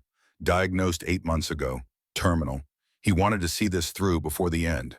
Oliver felt the revelation like a physical blow. He never told me. In his letter, nothing about illness. Hayes's expression softened slightly. He wouldn't have. Samuel was a private man determined to handle things on his own terms. But it explains the urgency, the accelerated timeline. He knew he was running out of time. A security alert interrupted them. Motion sensors triggered on the north shore of the island. Hayes moved quickly to the monitoring station.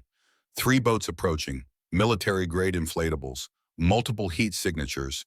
I count 12 individuals, heavily equipped. He magnified the image, revealing men in tactical gear, carrying assault rifles, not local law enforcement. These are professionals, military or private contractors. Oliver studied the approaching force, his museum curator's eye catching a detail. No insignia, no identifying patches.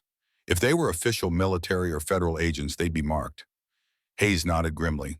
Black operators, deniable assets. Someone wants this handled without official fingerprints. He moved to a weapons locker, retrieving 2 rifles and additional ammunition for the Beretta he'd given Oliver. We have about 20 minutes before they reach the compound. We need to secure the evidence and activate the contingency protocol. Contingency protocol. Hayes began rapidly typing commands into the main computer system. Covenant Directive 9. If a sanctuary is compromised, evidence is digitally distributed to secure locations worldwide. Hard copies and artifacts are relocated via predetermined channels. The sanctuary itself is sanitized. Sanitized. All traces of the Covenant's presence eliminated. In extreme circumstances, that includes the physical structure. He's planning to destroy the facility, Oliver realized. Decades of research, irreplaceable historical artifacts, reduced to ash to protect the secret. There must be another way. Hayes paused, studying Oliver intently. There's always another way. That's the burden of the Guardian, to decide which path serves truth best. What would you suggest? Oliver moved to the monitoring system, studying the approaching force. Their movements were coordinated, professional, covering approaches, establishing perimeter positions. This was no impulsive raid, but a carefully planned operation. His eyes caught movement at the edge of the frame, a fourth boat, smaller, approaching from the east. Unlike the tactical teams, this vessel made no attempt at concealment. A single figure stood at the helm. Someone else is coming. Eastern approach. Hayes magnified the image, his expression darkening. Victoria Wells, she's directing the operation personally. Oliver's mind raced, evaluating options, weighing variables, considering angles of approaches that his museum-trained brain shouldn't have been able to process, yet somehow did, as if some dormant tactical instinct had awakened. They want the evidence intact, otherwise, they just shell the building from a distance. That gives us leverage. He turned to Hayes. You said Samuel completed a digital distribution system, the Dead Man's Switch. If activated, the entire archive transmits to 27 secure servers worldwide. But it hasn't been triggered yet. Hayes shook his head. Samuel wanted to ensure everything was properly contextualized before release. The raw evidence without proper historical framework could be misinterpreted or dismissed. Oliver made a decision. Prepare the switch, but don't activate it yet. We'll use it as insurance. We need to get the original documents and the coin sets to safety, but leave enough here to make them think they've recovered everything. Hayes nodded, a glint of approval in his eyes. A classic misdirection. Samuel said you'd have the instinct for this work. They worked quickly, packaging the most critical evidence. The original 1857 documents, Samuel's final translations, and the 9 sets of coded coins.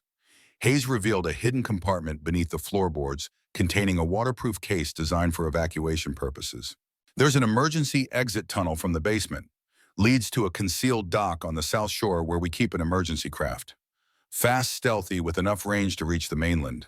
He handed Oliver a secure satellite phone and a small device that looked like a key fob. Dead Man's Switch trigger. Press and hold for 5 seconds to activate the distribution protocol. Get these to Rachel Winters. If anything happens to you, the evidence still reaches the public. Oliver secured the items, a question burning in his mind. You're not coming? Hayes checked his rifle with practiced efficiency. Someone needs to convince them they've won. Create a distraction. Buy you time. Sacrifice himself, in other words. The revelation struck Oliver with visceral clarity. No, there has to be another way. Hayes clasped Oliver's shoulder, his grip firm. This isn't my first mission, son. I know what I'm doing. The evidence matters more than any one of us. That's the oath I took. Before Oliver could protest further, another security alert sounded. The tactical team had landed and was approaching through the woods. Hayes guided Oliver toward the basement stairs. Go, follow the tunnel to the south dock. The boat is fueled and ready. Coordinates for a safe harbor are pre-programmed in the navigation system. Oliver hesitated at the threshold. Joseph Hayes cut him off with a stern look. Honor Samuel's sacrifice by finishing what he started. That's all any guardian can ask. With reluctance bordering on physical pain, Oliver descended to the basement, the waterproof case clutched against his chest like a lifeline. Behind him, he heard Hayes moving furniture, creating defensive positions, preparing for a siege he had no intention of winning. The tunnel was narrow but navigable, reinforced with timber supports and illuminated by emergency lighting that activated upon entry. Oliver moved as quickly as the confined space allowed, the weight of responsibility pressing upon him with each step.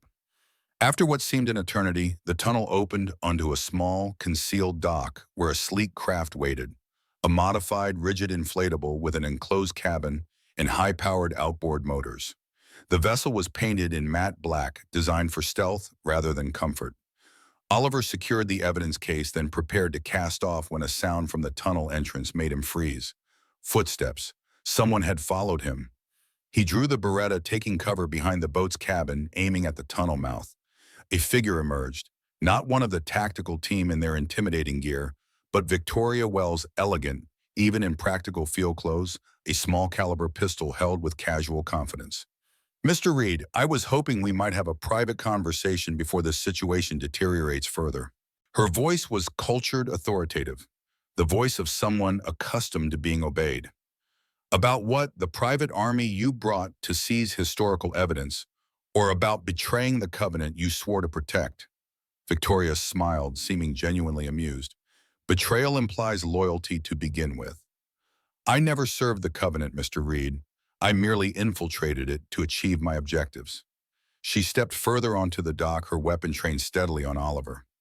"I represent interests that have been monitoring the covenant for generations. When Samuel Reed began accelerating his timeline, those interests became concerned. The government?" Another smile, this one tinged with condescension. "So much larger than any single government, Mr. Reed. Think of us as custodians of stability. Some historical truths are best left undisturbed, not because they aren't true, but because the cost of revelation outweighs the benefit." She gestured toward the evidence case. "Those documents could destabilize financial markets, undermine international relationships, even incite civil unrest. Is that a price worth paying for historical accuracy?" Oliver studied her, seeing not evil, but something perhaps more dangerous: absolute conviction. "That's not your decision to make. Or mine. The evidence exists.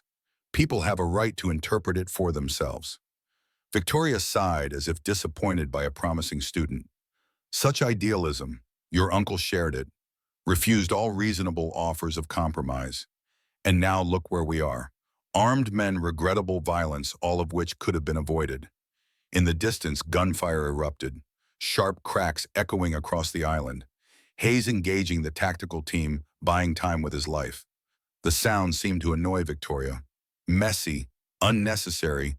I had hoped we could resolve this civilized manner." She raised her pistol with new determination. "The evidence, Mr. Reed, now, or my associates will eliminate everyone connected to the covenant. Miss Winters, Miss Jenkins, their continued existence depends entirely on your cooperation." Oliver's grip tightened on his own weapon, a standoff materializing in this hidden dock, far from the world of museums and maritime displays where he had spent his adult life. "You won't kill me. You need to know if copies exist, if fail-safes have been triggered. A dead man can't answer questions." Victoria's expression hardened. "There are wounds that don't kill, Mr. Reed. Injuries that leave one quite capable of answering questions while experiencing significant motivation to do so." The gunfire from the compound intensified, then abruptly ceased. The silence that followed hung heavy with implication. "Time's up. Decision point, Mr. Reed." Oliver faced a choice that would determine not just his fate, but the legacy of 9 generations of Covenant Guardians. The evidence in his possession could rewrite history books, topple financial empires, and shatter cherished national myths. Or it could disappear forever. Truth once again sacrificed on the altar of stability. In that moment of decision, a memory surfaced. Samuel's letter with its final admonition: "Remember that history belongs to everyone, not just those with the power to write it." Oliver made his choice. Oliver's finger tensed on the trigger, eyes locked with Victoria's in a silent battle of wills. The weight of generations pressed upon his shoulders. The sacrifices of Samuel, of Hayes, of Covenant members, stretching back to 1859, all culminating in this moment of decision. Before either could act, an explosion rocked the island. Not from the compound, but from the north shore where the tactical team had landed. The concussion rippled across the water, momentarily distracting Victoria. It was all the advantage Oliver needed. He lunged sideways, firing 2 shots that splintered the dock near Victoria's feet, forcing her to dive for cover. In the same fluid motion, he cut the mooring line and leapt aboard the escape craft, ramming the throttle forward. The powerful engines roared to life, propelling the vessel away from the dock as Victoria regained her position, firing several shots that whined past Oliver's head. He zigzagged the boat, making himself a difficult target until he reached open water and could open the throttle fully. Through the rear window, he saw Victoria standing on the dock, weapon lowered, watching his escape with cold calculation rather than anger. She raised a radio to her lips, undoubtedly coordinating pursuit. Oliver checked the navigation system, finding the pre-programmed coordinates Hayes had mentioned.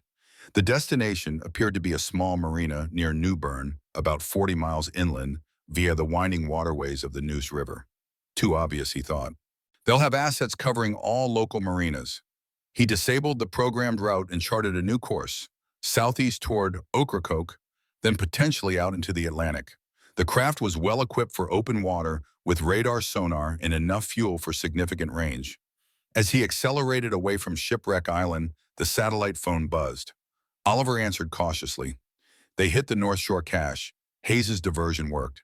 "You're clear, Rachel Winters," her voice tense but controlled. "Clear for now." Victoria Wells followed me to the emergency dock. There was a confrontation. "Did she see what you're carrying?" "She knows I have evidence, not specifically what." "Good. There's a fallback location. Diamond Shoals Lighthouse.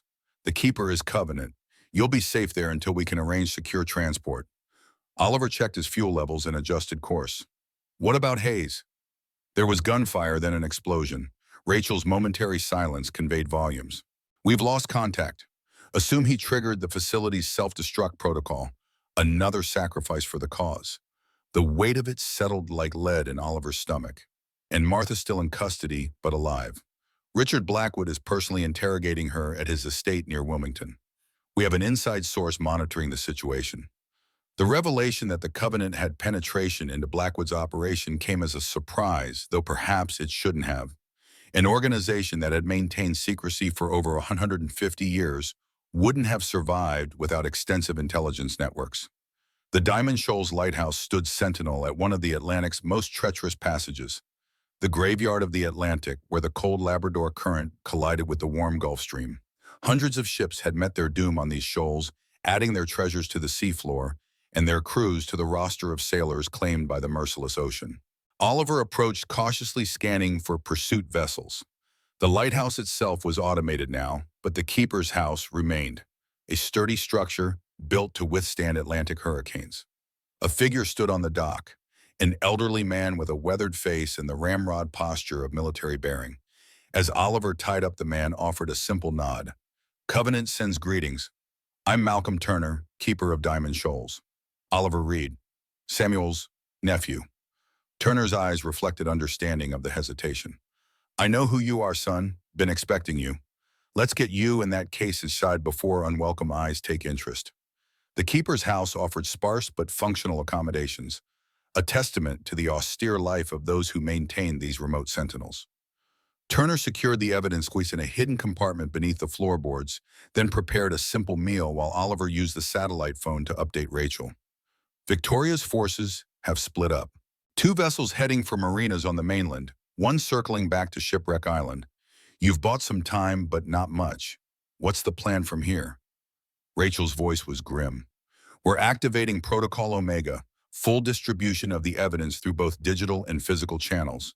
Samuel prepared everything, curated presentations for major news outlets, academic institutions, and international organizations.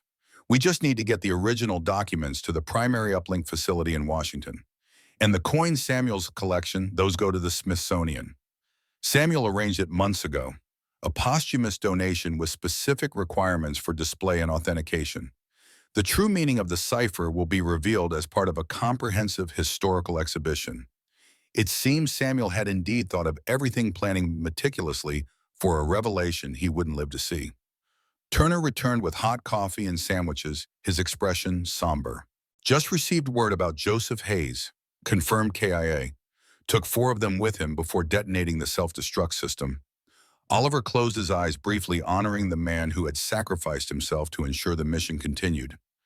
He knew the risks. We all do. Turner settled into a chair, his eyes betraying decades of similar losses. "The Covenant has endured because each generation accepts that truth sometimes demands the ultimate price." Hayes understood that. Samuel too.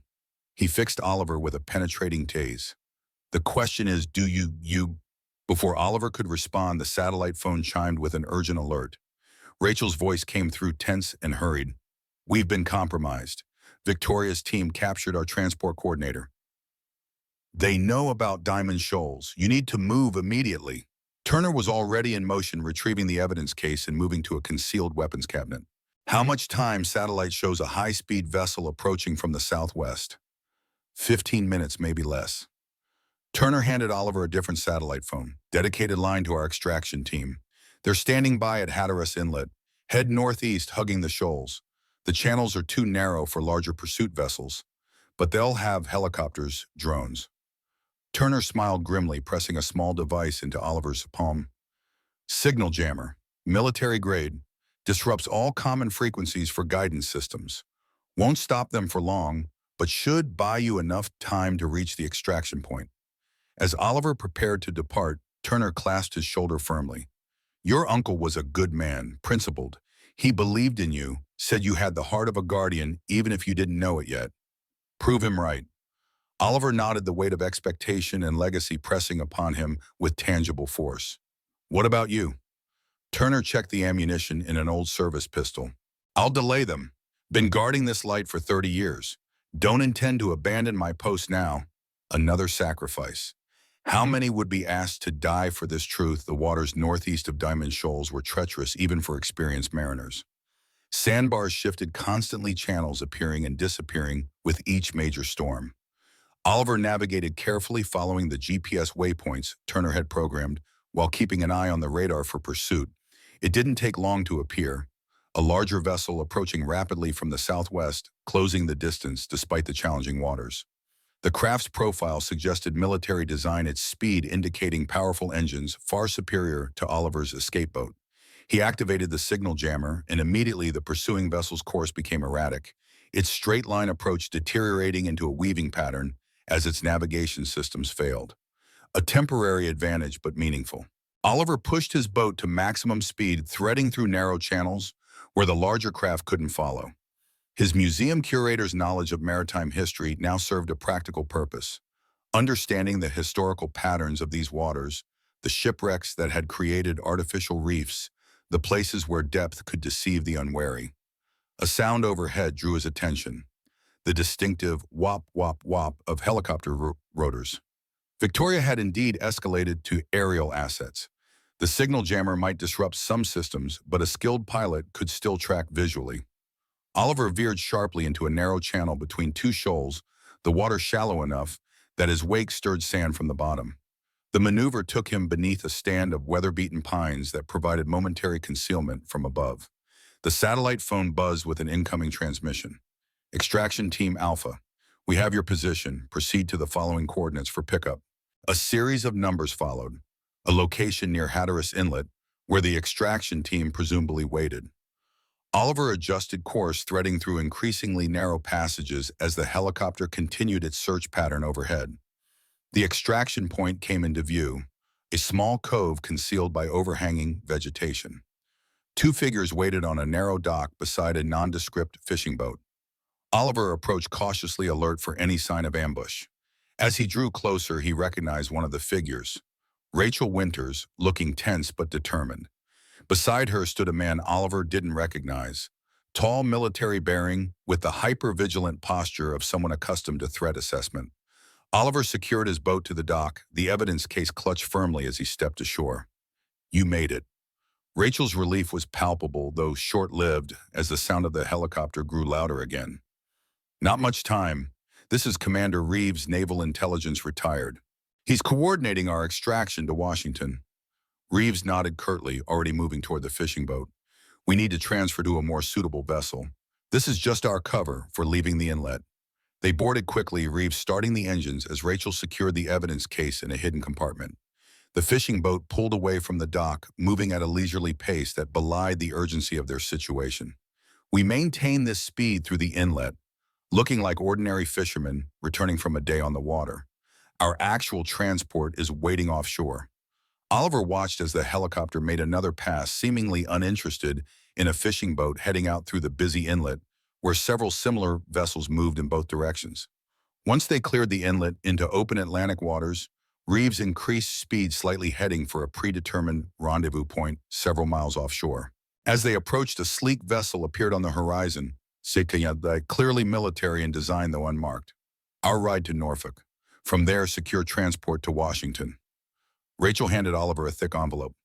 Your new identity documents. Once the evidence goes public, you'll need to disappear for a while. Victoria's employers don't forgive failure, and they'll want someone to blame. The helicopter reappeared, circling toward their position with newfound purpose. Reeves cursed under his breath. They've made us. Jamming isn't effective anymore. He pushed the throttle forward, the fishing boat surging toward the rendezvous vessel still a mile distant. The helicopter descended, hovering just above wave height, its downdraft creating a circular pattern on the water surface. A loudspeaker crackled to life. Covenant vessel, this is Federal Security Services. Heave to and prepare to be boarded. This is your only warning.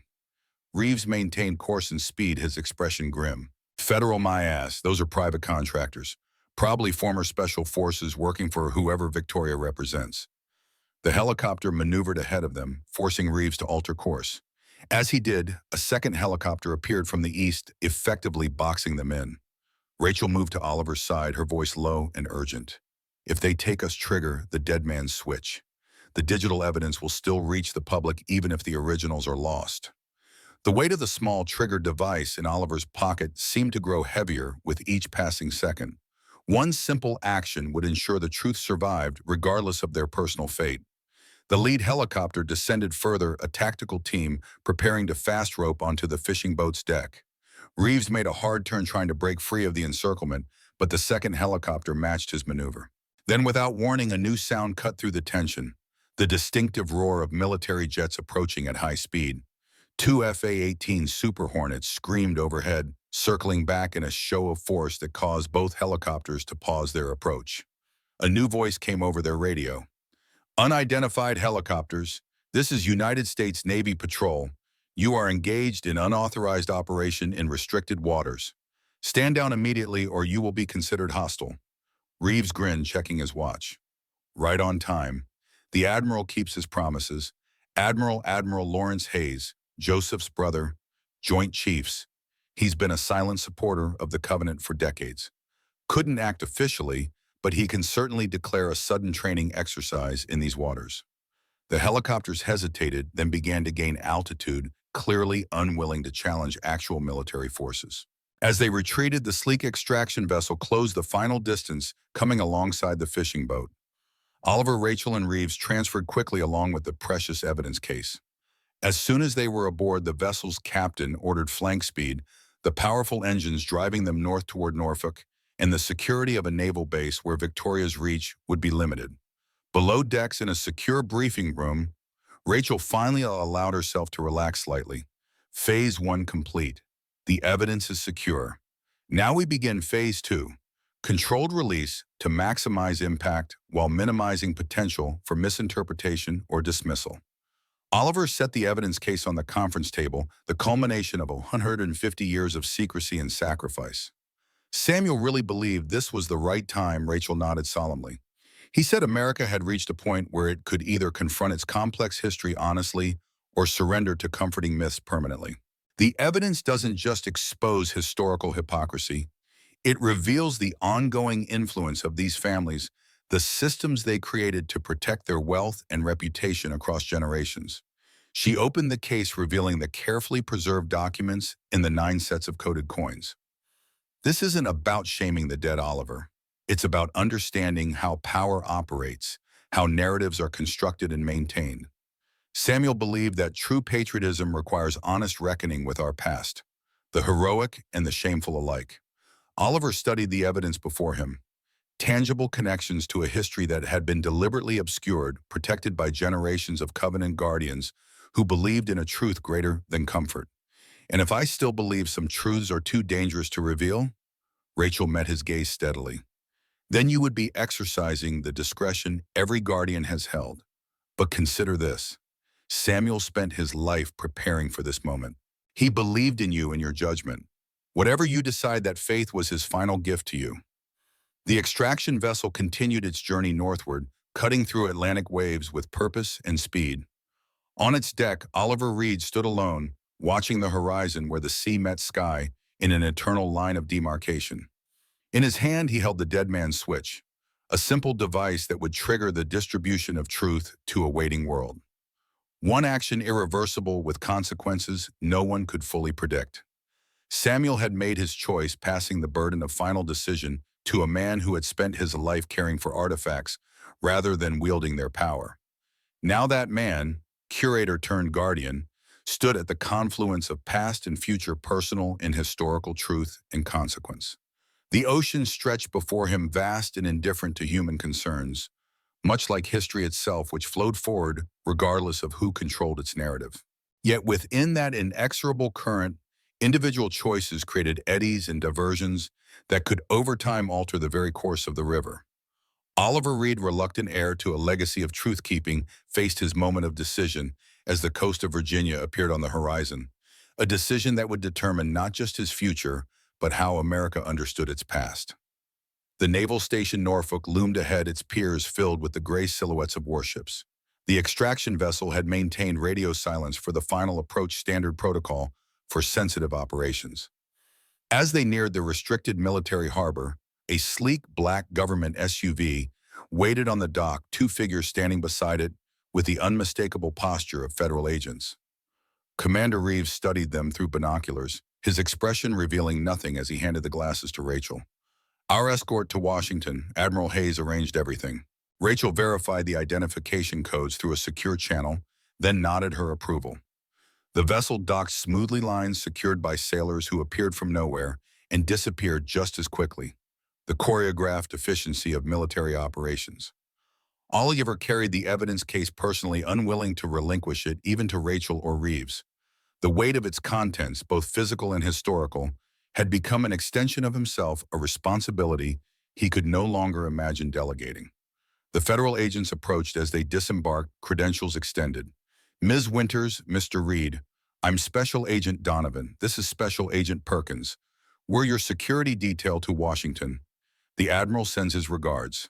The drive from Norfolk to Washington would take approximately 3 hours. 3 hours during which the evidence would be vulnerable to interception. Oliver sat in the SUV's rear seat, the case secured beside him, watching the Virginia countryside roll past as Donovan navigated through traffic with professional precision. Rachel sat beside him, reviewing material on a secure tablet, preparing for the carefully orchestrated revelation that would begin once they reached the Capitol. Perkins rode shotgun, constantly scanning their surroundings for potential threats. The tension in the vehicle was palpable, a shared understanding of the stakes without need for verbalization. They were carriers of a historical bombshell, one that powerful interests had killed to suppress. Until they reached the secure facility in Washington, every moment remained perilous. An hour into the journey, Donovan's secure phone chimed with an incoming message. He checked it briefly, then adjusted their route. "Change of plans. We've received intelligence about a potential roadblock ahead, taking alternate route through Fredericksburg." Rachel frowned slightly. That wasn't in the protocol. Who authorized the change? Donovan's eyes met hers in the rearview mirror, his expression professionally neutral. Direct from Admiral Hayes. Authentication code, Sierra Echo 7. Rachel seemed to accept this, though Oliver noticed her hand drift slightly closer to the weapon concealed beneath her jacket. The atmosphere in the vehicle shifted subtly. The foundation of trust fractionally eroded. The SUV exited the main highway, following secondary roads through less populated areas. Oliver studied the landscape, noting the increasing isolation as they moved through rural Virginia. His curator's knowledge of geography, cultivated through years of working with historical maps, triggered a realization. This isn't the route to Fredericksburg. His quiet observation caused Rachel to stiffen, her hand now resting directly on her concealed weapon. Donovan's eyes flicked to the rearview mirror, again lingering longer this time. "Just a slight detour, Mr. Reed. Security protocols." Oliver caught Rachel's gaze, a silent communication passing between them. Something was wrong. The dead man's switch rested in his pocket, a final insurance policy if all else failed. The SUV turned onto a private road, tall trees creating a natural tunnel that obscured satellite surveillance. Ahead, a gated estate appeared, massive stone pillars supporting wrought iron gates that swung open as they approached. Donovan explanation. Now, Rachel's voice carried the authority of a woman accustomed to command, her weapon now drawn, but held low out of sight from the front seats. Change of plans, Miss Winters. Admiral Hayes felt this location offered better security for the initial document processing. The vehicle proceeded up a long driveway toward a stately colonial mansion set on manicured grounds. As they approached, Oliver recognized a figure standing on the front steps. Tall, distinguished with the unmistakable bearing of flag-rank military leadership. Admiral Hayes, presumably. The brother of the man who had sacrificed himself on Shipwreck Island. The SUV stopped at the base of the steps. Donovan turned to face them, his expression now apologetic rather than professional. The Admiral will explain everything. Please understand that all measures taken are for the security of both you and the evidence. Oliver and Rachel exchanged glances, a mutual decision forming without words. They would proceed but with extreme caution, Rachel's weapon remaining concealed but ready. As they exited the vehicle, Admiral Lawrence Hayes descended the steps to greet them. A tall man in his 60s, silver-haired with the weathered face of someone who had commanded men in combat. His uniform bore the 4 stars of full admiral, along with rows of campaign ribbons that told the story of a distinguished career. Ms. Winters, Mr. Reed, thank you for trusting my men. I apologize for the subterfuge, but communication security has been compromised. We couldn't risk direct explanation.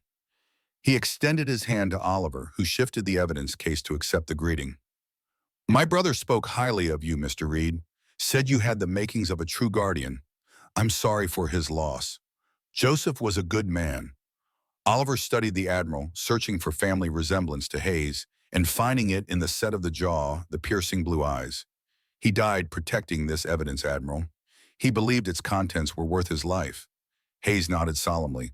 As did your uncle. Please come inside. We have secure facilities for document processing and time is of the essence. The interior of the mansion revealed its true nature. Behind the colonial facade lay a modern operations center with advanced security and communication systems. Uniformed personnel moved with purpose through rooms filled with sophisticated equipment, the nerve center of what appeared to be a significant intelligence operation. Hayes led them to a secure conference room where several people waited, analysts and technical specialists judging by their equipment and demeanor. At the head of the table sat a woman in her 70s, silver-haired and elegant, with an air of authority that surpassed even the admirals. May I present Dr. Eleanor Hargrove, Director of Special Historical Projects for the National Security Council, and granddaughter of Thomas Hargrove, the previous Covenant Guardian. The revelation struck Oliver like a physical blow.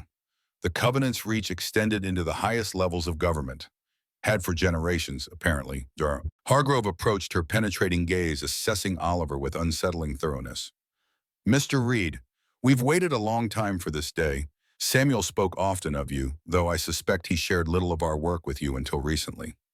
Oliver placed the evidence case on the conference table, maintaining physical contact with it.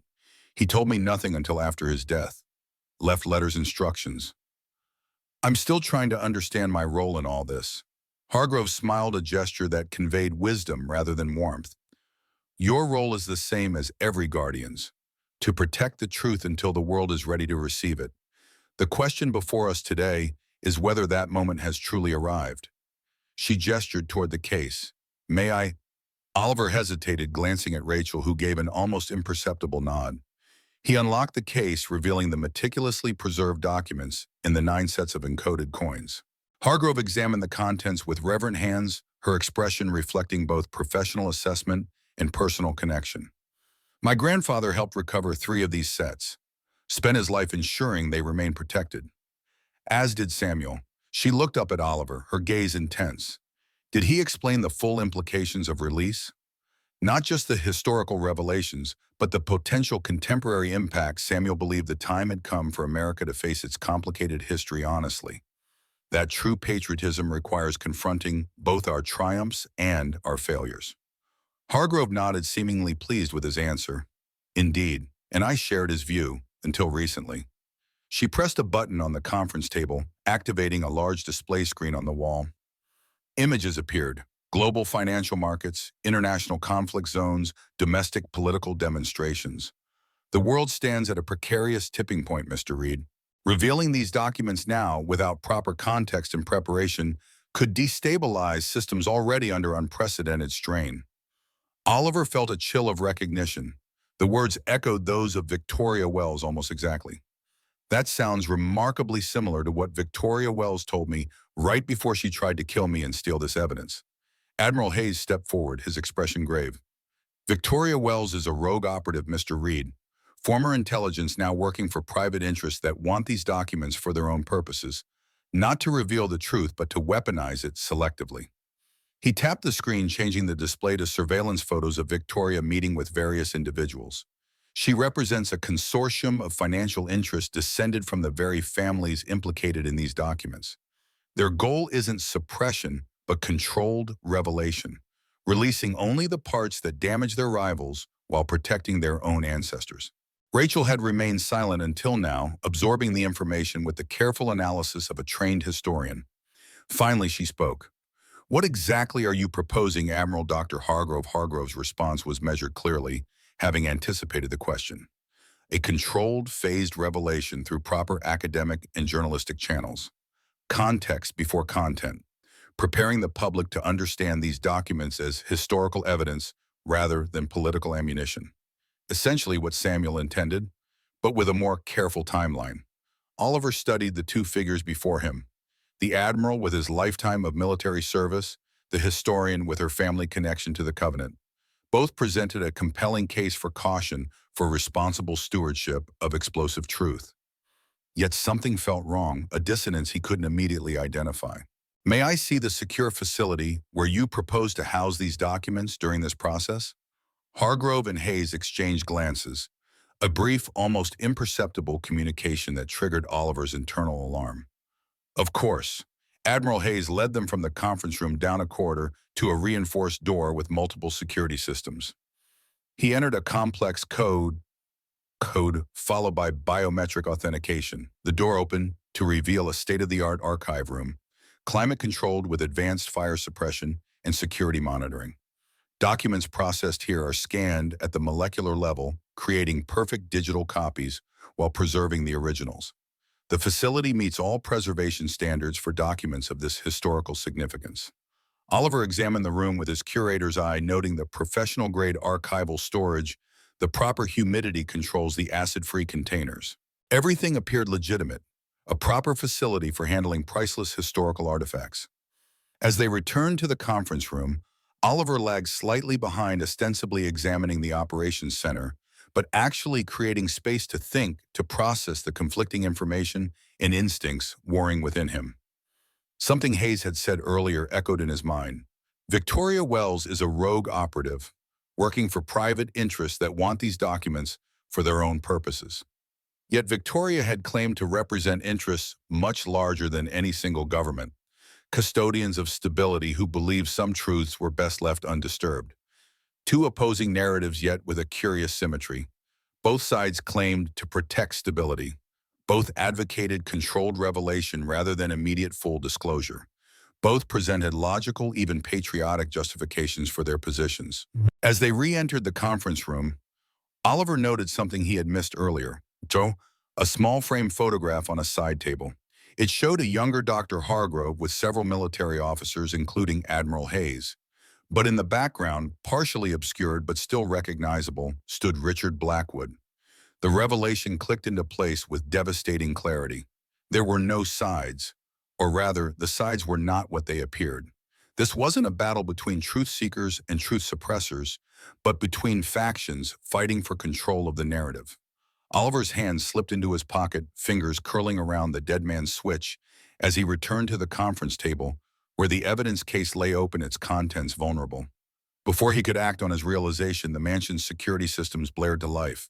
Proximity alerts, breach warnings.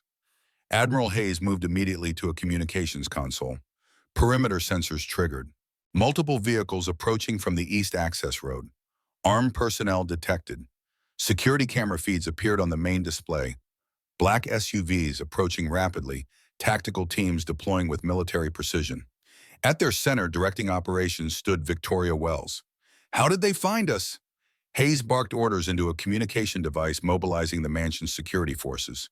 Dr. Hargrove moved with surprising speed for her age, gathering the documents from the evidence case. "We need to move these to the secure vault immediately. Mr. Reed, your assistance, please."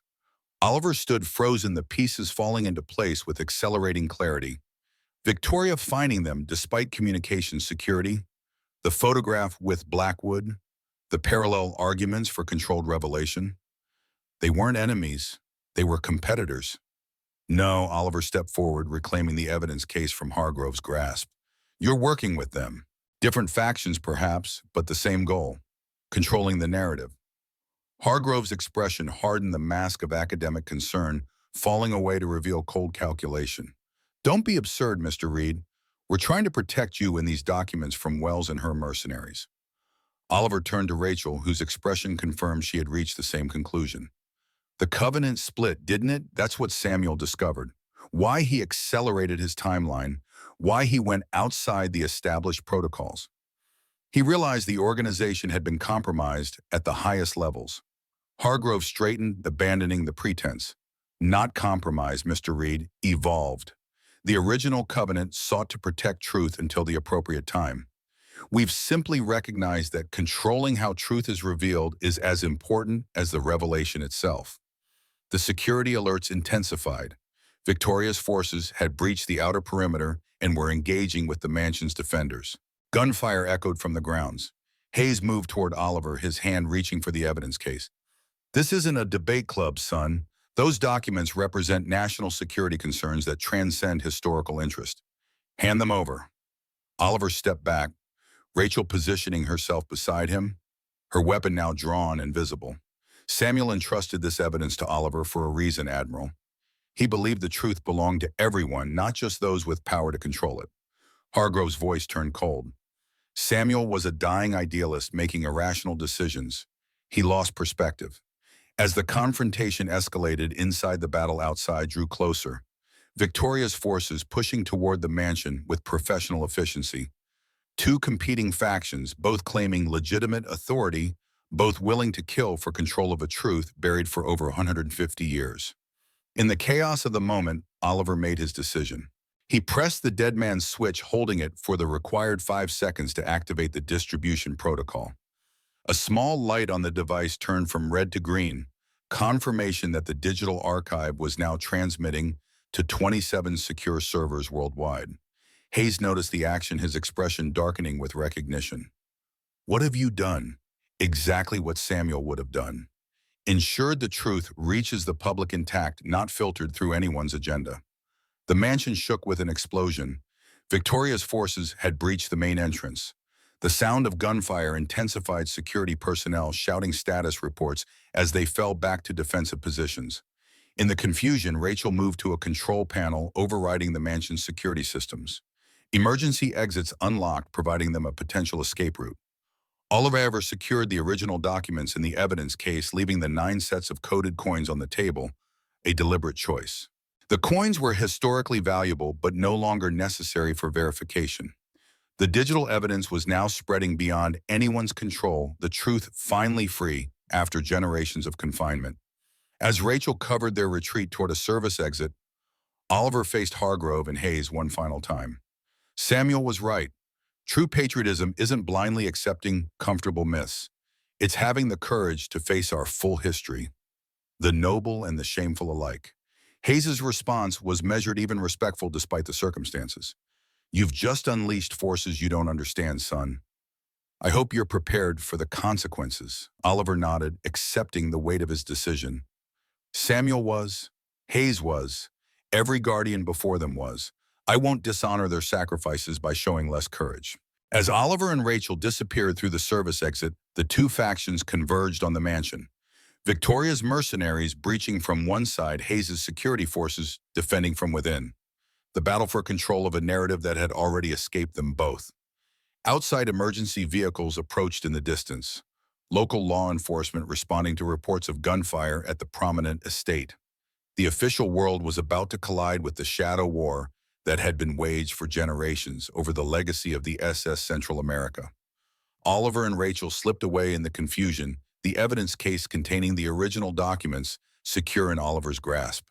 The digital distribution was well underway, the truth flowing into the waiting world like water through broken floodgates, impossible to recapture or control. What began as an unexpected inheritance had transformed Oliver Reed from invisible museum caretaker to the final guardian of a truth that would change how America understood its past, and perhaps its present. The comfortable myths of historical heroes would face the uncomfortable evidence of human complexity and contradiction. And somewhere Samuel Reed, the man who had watched over his son from afar, preparing him for this moment, would know that his faith had been justified.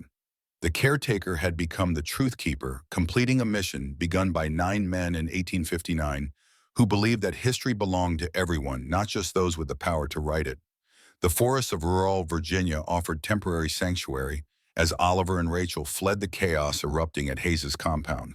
Emergency vehicles screamed past on distant roads, converging on the estate where two powerful factions now battled for control of evidence that had already escaped them both. Behind them, gunfire continued to echo through the trees, gradually fading as they put distance between themselves and the conflict. Rachel led the way with the confidence of someone who had prepared for this contingency, navigating by landmarks rather than GPS to avoid digital tracking. The evidence case remained clutched in Oliver's grasp, the weight of its contents, both physical and historical. Original documents that would change how America understood its past. Proof that some of the nation's most revered industrialists had publicly championed abolition while secretly profiting from the slave trade. The dead man's switch had been activated. Digital copies were now transmitting to secure servers worldwide, a truth cascade that could no longer be contained. But the original documents, whereas the tangible, irrefutable evidence, remained vulnerable until they reached safety. We need to keep moving. Victoria's people will have aerial search capabilities, and Hayes will mobilize federal assets. Rachel's assessment cut through the rhythm of their footfalls on the forest floor. She paused briefly at a fallen tree, checking their bearings before adjusting course slightly. There's a Covenant safe house 8 miles northeast. Off-grid supplies, secure communications. We can regroup there. Oliver matched her pace, processing the implications of what had transpired at the compound. The revelation that the Covenant had fractured into competing factions changed everything and nothing. Samuel's mission remained the same, sure the truth reached the public unfiltered, regardless of whose agenda it served or damaged. Hayes called Victoria a rogue operative. She called herself a custodian of stability. They're both after the same thing: control of the narrative. Rachel navigated around a dense thicket, her expression grim in the dappled forest light. The Covenant split happened gradually over decades. Samuel noticed it first: small inconsistencies in how information was handled, decisions made without proper consultation. By the time he confirmed his suspicions, the organization had essentially become two separate entities, both claiming to be the legitimate Covenant. Traditional guardians like Samuel Hayes and Martha Jenkins on one side, pragmatists like Hargrove and Victoria's employers on the other. Different methods, same goal: controlling how America confronts its past.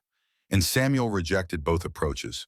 He believed the evidence should speak for itself without filtering or strategic timing. Rachel nodded, respect evident in her expression. That's why he chose you.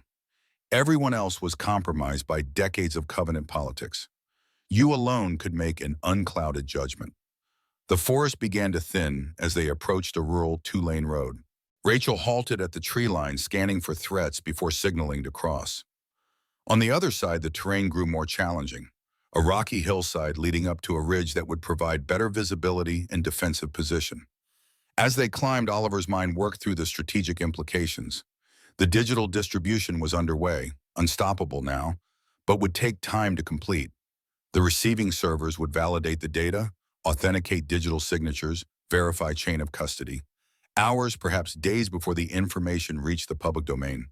Time enough for powerful interests to prepare countermeasures, damage control. Time enough for those same interests to silence the messengers. How long until the digital distribution completes?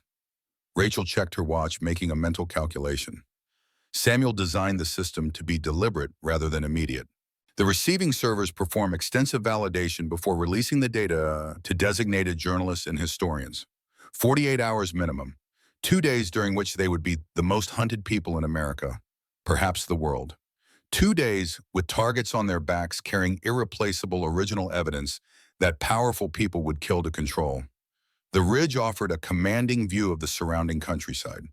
In the distance, the Hayes compound was visible, smoke rising from what had clearly become a significant confrontation. Police and fire vehicles surrounded the estate, their emergency lights creating a pulsing halo, visible even from miles away. Rachel pointed to a densely wooded valley beyond the next ridge. Safe houses there. 2 miles rough terrain. We need to move before they get helicopters in the air. The journey through the valley tested Oliver's endurance. A museum curator suddenly thrust into the role of fugitive traversing steep slopes and dense underbrush while carrying precious historical documents.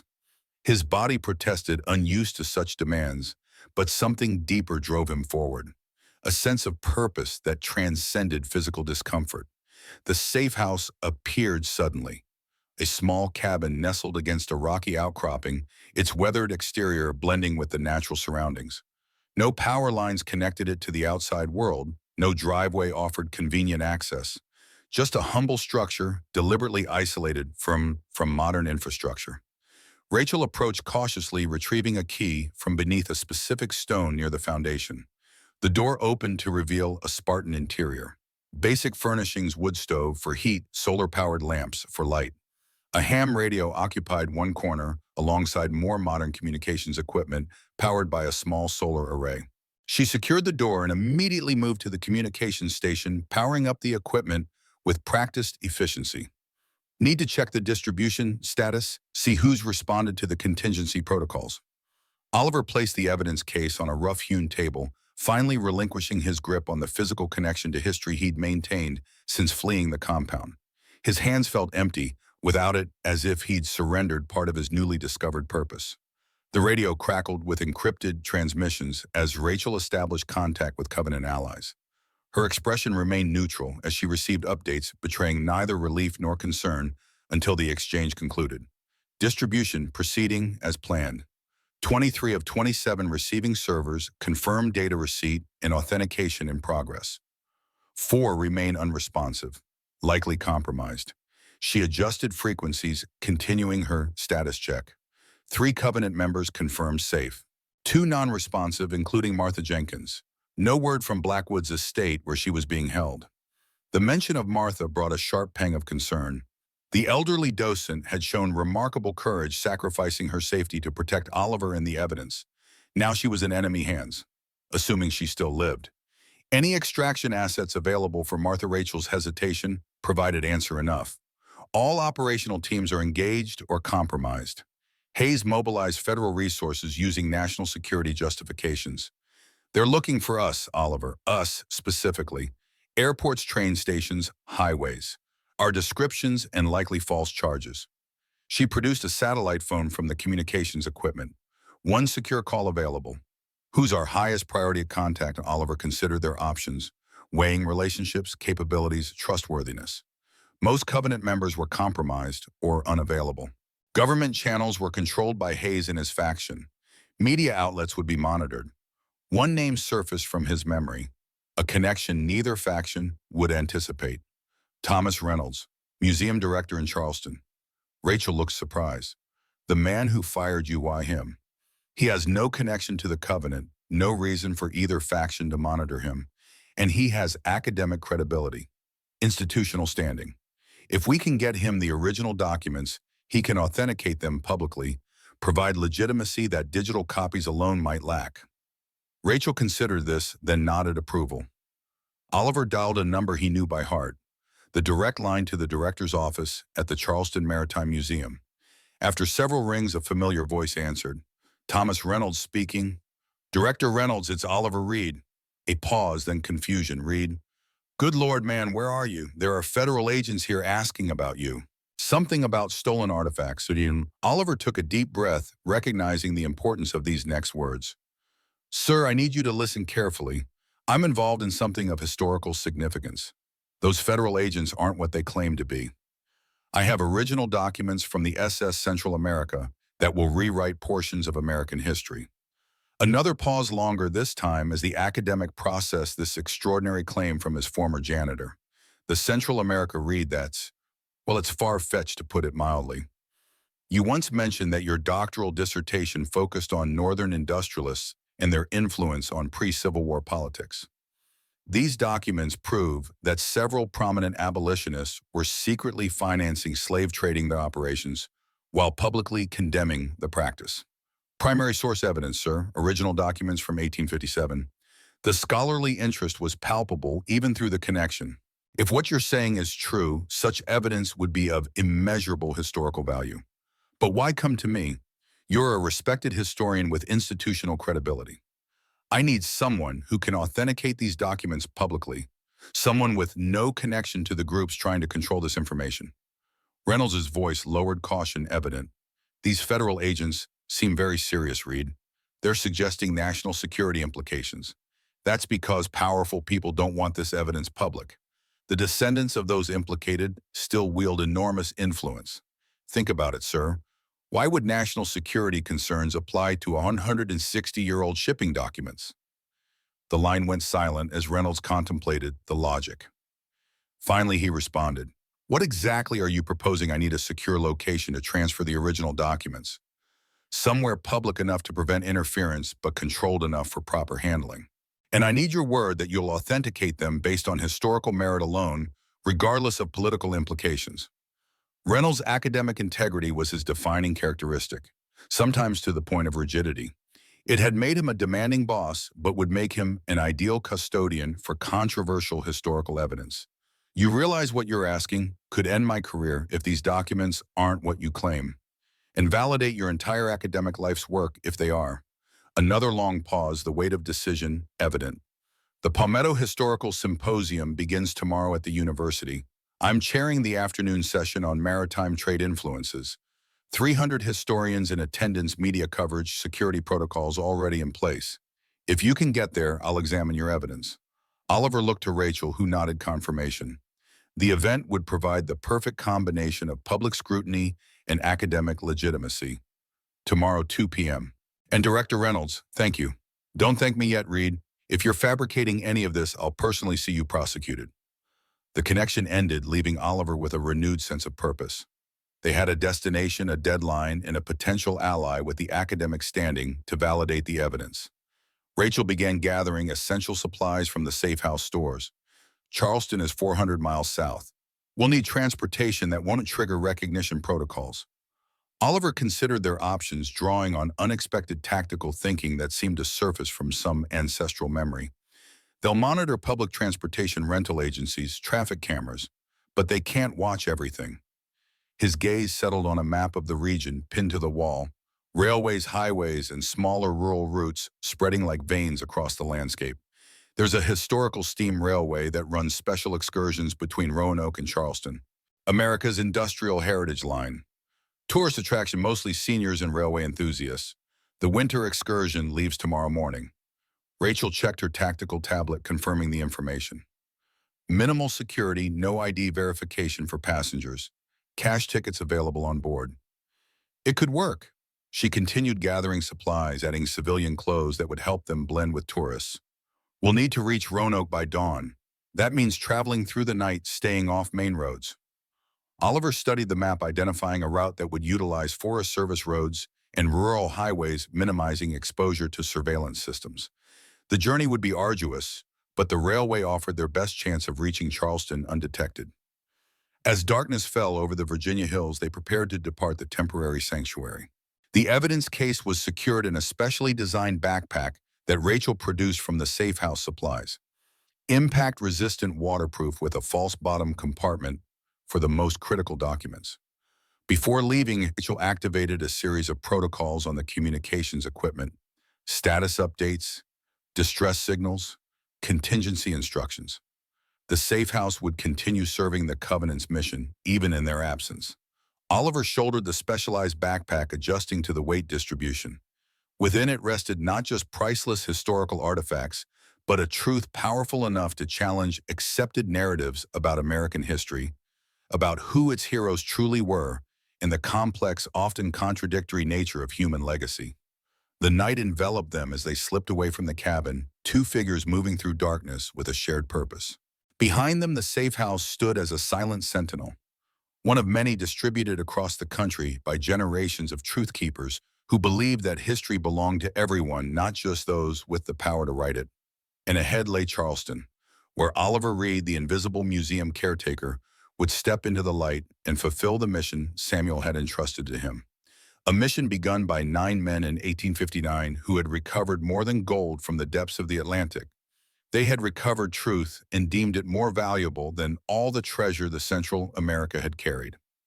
The historic steam locomotive thundered south through the Virginia countryside, plumes of white smoke billowing against the winter scowl. The Heritage Limited represented a bygone era of American transportation, an era when the industrial pioneers implicated in Samuel's documents had built their empires on the twin foundations of technological innovation and carefully hidden exploitation.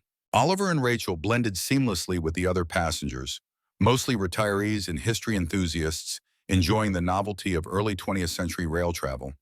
Their civilian clothes and tourist demeanor attracted no special attention. Just another couple appreciating America's industrial heritage the conductor had assumed when accepting their cash payment for tickets. The passenger car offered unexpected advantages. Private compartments designed in the style of 1930s Pullman cars, with limited access and doors that could be secured from within. Perfect for reviewing their situation while maintaining the security of the evidence. Rachel checked her secure tablet, reviewing updates on the digital distribution. 25 servers now confirm receipt and authentication. The evidence packets are being prepared for synchronized release to designated journalists and historians. 18 hours until the information goes public. Oliver studied the map of Charleston, focusing on the university campus where the historical symposium would take place. The academic venue offered an ideal combination of public visibility and professional credibility. Hundreds of historians gathered to evaluate new research media, present to document significant findings, security protocols designed to protect academic freedom rather than suppress it. The train's rhythm provided a strange comfort, a mechanical heartbeat carrying them toward their destination. Through the window, the landscape gradually transformed from the mountains of Virginia to the gentler Piedmont of the Carolinas. They were making good time on schedule to reach Charleston by early afternoon. Rachel's tablet chimed softly with an encrypted message. Her expression darkened as she read it. Victoria Wells has deployed assets to Charleston. They've identified Reynolds as a potential contact. The museum is under surveillance. Oliver processed this development, adapting their approach. They still don't know about the symposium. Reynolds wouldn't have mentioned it to federal agents. He considered the implications, the strategic calculations sharpening with unexpected clarity. This works in our favor. If they're watching Reynolds at the museum, they're not watching the university campus. We can still make the transfer during his session. Rachel nodded agreement, though concern remained evident. Hayes will have broader coverage. His federal assets can establish perimeters, control access points. Oliver studied the campus map more closely, identifying multiple approaches to the humanities building where the symposium would take place. We'll need a diversion, something to divide their attention, thin their coverage. Rachel's tactical training manifested in a rapid assessment of options. The digital release is scheduled for midnight tonight. If we accelerated one server's distribution, sent a preview to selected outlets, it would force them to split resources between damage control and capture operations. Oliver considered this, weighing the risks against potential advantages. Which server has the most comprehensive protection? The Geneva node, Swiss privacy laws, independent security protocols, no extradition vulnerabilities. Make it happen. Time the preview release to coincide with our arrival in Charleston. As Rachel made the necessary arrangements through encrypted channels, Oliver turned his attention to the evidence itself. The documents represented more than historical revelations. They embodied generations of sacrifice by those who believed truth mattered more than comfort or convenience. Samuel had given his life for this cause. So had Joseph Hayes, perhaps Martha Jenkins as well. Others throughout the decades had maintained the Covenant's mission despite pressure, threats, and temptation to compromise. Oliver felt the weight of their collective sacrifice, a mantle of responsibility that had passed to him through circumstances he was still struggling to fully comprehend. The train began slowing as it approached a scheduled stop in Columbia, South Carolina. Only one more leg of the journey remained before Charleston. Rachel secured their compartment as passengers disembarked for the 30-minute layover, using the opportunity to check external security feeds through her tablet. No flags on facial recognition systems. No unusual law enforcement activity at Charleston stations. The diversion is working. Hayes's people are scrambling to contain the Geneva preview. Outside their window, new passengers boarded, including a group of university students carrying instrument cases, apparently a jazz ensemble, heading to Charleston for a performance. Their youthful energy and obvious excitement provided stark contrast to the high-stakes tension within the private compartment. The train whistle sounded a long, mournful note announcing imminent departure. As the wheels began turning, gradually building momentum, Oliver felt a strange alignment of purpose and circumstance, as if the machinery of fate itself had engaged to carry this truth to its destination. Charleston appeared on the horizon in the early afternoon, its historic skyline of church spires and antebellum architecture a testament to the complex, often contradictory nature of American history. The city had played pivotal roles in both the slave trade and the civil rights movement, its streets bearing witness to America's ongoing struggle to reconcile its founding ideals with its historical realities. The same contradictions Samuel's evidence would expose on a national scale. The train station bustled with activity, tourists, commuters, the university jazz ensemble disembarking with their instruments. Oliver and Rachel blended with the crowd, two more visitors in a city accustomed to welcoming outsiders, enchanted by its historical significance. They moved purposefully but unhurriedly through the terminal, Rachel's trained eye scanning for surveillance or pursuit. Nothing triggered concern. Their diversion had succeeded in drawing attention elsewhere, at least temporarily. The university campus lay 2 miles from the station, a pleasant walk through historic districts that would allow them to identify any tale while appearing to be typical tourists appreciating Charleston's architectural heritage. The specialized backpack containing the evidence remained secure against Oliver's back, its weight a constant reminder of the mission's importance. College of Charleston's campus emerged as an oasis of academic tranquility amid the urban landscape, oak-lined walkways, historic buildings, students lounging on greens enjoying the mild winter afternoon. The Humanities Building stood near the center, its classical facade suggesting the weightiness of scholarship conducted within. A banner across the entrance announced the Palmetto Historical Symposium with a schedule of presentations listed below. Thomas Reynolds was indeed scheduled to chair the 2 p.m. session on maritime commerce and its influence on antebellum politics, an almost poetic alignment with the evidence they carried. Rachel checked her watch, then surveyed the approaching paths with professional assessment. 20 minutes until Reynolds' session begins. No obvious surveillance, but Hayes could have plainclothes assets in place. Oliver studied the flow of attendees entering the building, primarily older academics and graduate students with a sprinkling of media representatives identifiable by their equipment and press credentials. The security was minimal, a registration table checking symposium badges, but multiple side entrances utilized by university staff and presenters. The jazz ensemble from the train appeared at the campus edge, apparently scheduled to provide entertainment during the symposium reception. Their instrument cases and equipment provided cover as Oliver and Rachel joined the flow of people supporting the event setup, bypassing the main registration area. Inside the building hummed with academic energy, scholars greeting colleagues, graduate students distributing materials, AV technicians preparing presentation systems. A digital display indicated that Reynolds' session would take place in Auditorium C, the largest venue given the topic's popularity. Oliver located a service corridor leading to the preparation areas behind the main auditoriums. This would be where presenters gathered before their sessions, reviewing notes and connecting with technical staff. As they navigated the back corridors, a familiar voice echoed from around a corner. Thomas Reynolds providing explicit instructions about presentation order and timing. His distinctive tone of academic authority brought an unexpected wave of nostalgia for Oliver, a reminder of the ordered, predictable museum life he had left behind just days ago. They waited until Reynolds had finished addressing his presenters before approaching. The museum director stood alone at a small table organizing his introductory remarks, his back to the corridor. Director Reynolds, the older man, turned to recognition, followed by shock registering on his features. "Reed, you actually came." His gaze shifted to Rachel, then back to Oliver. Academic skepticism evident. "I half convinced myself our conversation was some elaborate hoax." Oliver removed the specialized backpack, placing it carefully on the table. "No hoax, sir. Original documents from the SS Central America recovered during undocumented salvage operations in the 1980s and protected by a private historical organization since then. Reynolds's scholarly interest overcame his initial skepticism. He approached the table as Oliver carefully extracted the evidence case from its concealment within the backpack. The museum director's hands, accustomed to handling priceless artifacts, trembled slightly as Oliver opened the case to reveal its contents. Letters, manifests, financial records from 1857 preserved with archival precision.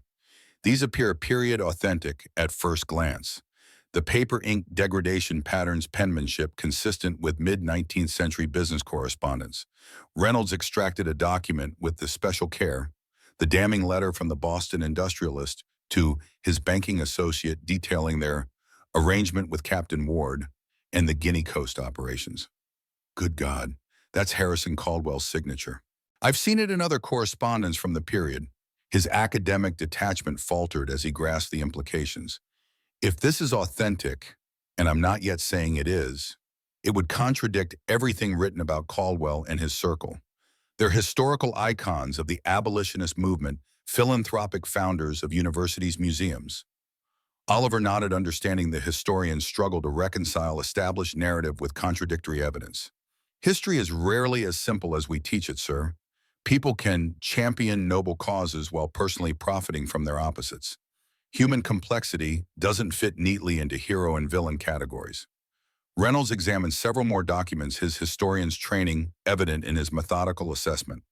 I'll need to perform proper authentication procedures, ink analysis, paper composition, verification, provenance, examination. But these appear consistent with known documents from the period. He looked up at Oliver with new respect, academic curiosity overcoming his previous assumptions. How did you come to possess these, and why now? After all this time, Oliver considered how much to reveal, balancing transparency against security. They were recovered by private individuals during early salvage operations on the Central America wreck, kept secure by an organization dedicated to historical truth, waiting for the right moment for public revelation. That moment has arrived. The sound of the auditorium filling with attendees filtered through from the main hall. Reynolds checked his watch, academic responsibility reasserting itself. My session begins in 4 minutes. What exactly do you want me to do with these? Authenticate them. Present them to your colleagues as a significant historical discovery. The documents speak for themselves. We're not asking you to champion any particular interpretation. Reynolds considered this, weighing professional obligation against potential controversy. Authentication takes time, proper laboratory analysis. I can't simply declare these genuine without established protocols. Oliver had anticipated this objection. Preliminary authentication, then. Present them as newly discovered documents undergoing verification. Your expertise, it allows you to recognize consistent historical attributes even before formal procedures confirm them. Rachel, silent until now, added urgency to the request. These documents will become public knowledge tonight through digital channels. Giving historians like yourself first access allows proper academic context before the inevitable media sensationalism. Reynolds' academic integrity wrestled visibly with the extraordinary circumstances. Finally, professional curiosity won out. I'll present them as an unverified but potentially significant discovery requiring scholarly examination.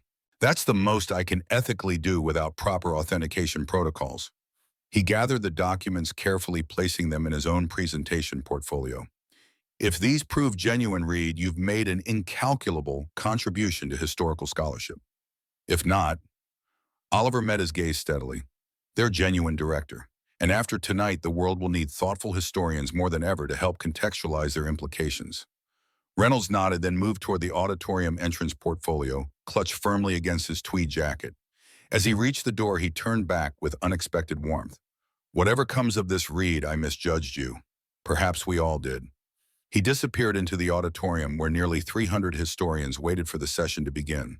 Through the doors, Oliver could hear Reynolds taking the podium, introducing the scheduled presenters, following established academic protocol, while carrying documents that would challenge the very foundations of accepted historical narrative. Rachel checked her secure tablet, confirming the status of their operation. Geneva server has initiated preview distribution. Selected journalists receiving evidence packets now. Hayes's people are scrambling to contain it, redirecting resources from Charleston to Washington and New York. Oliver felt a weight lifting, not entirely but substantially. The evidence was now in the hands of a respected academic who would evaluate it on historical merit rather than political implication. The digital distribution proceeded on multiple fronts beyond the ability of any single entity to suppress. The truth so long protected by generations of Covenant guardians was finally emerging into the light.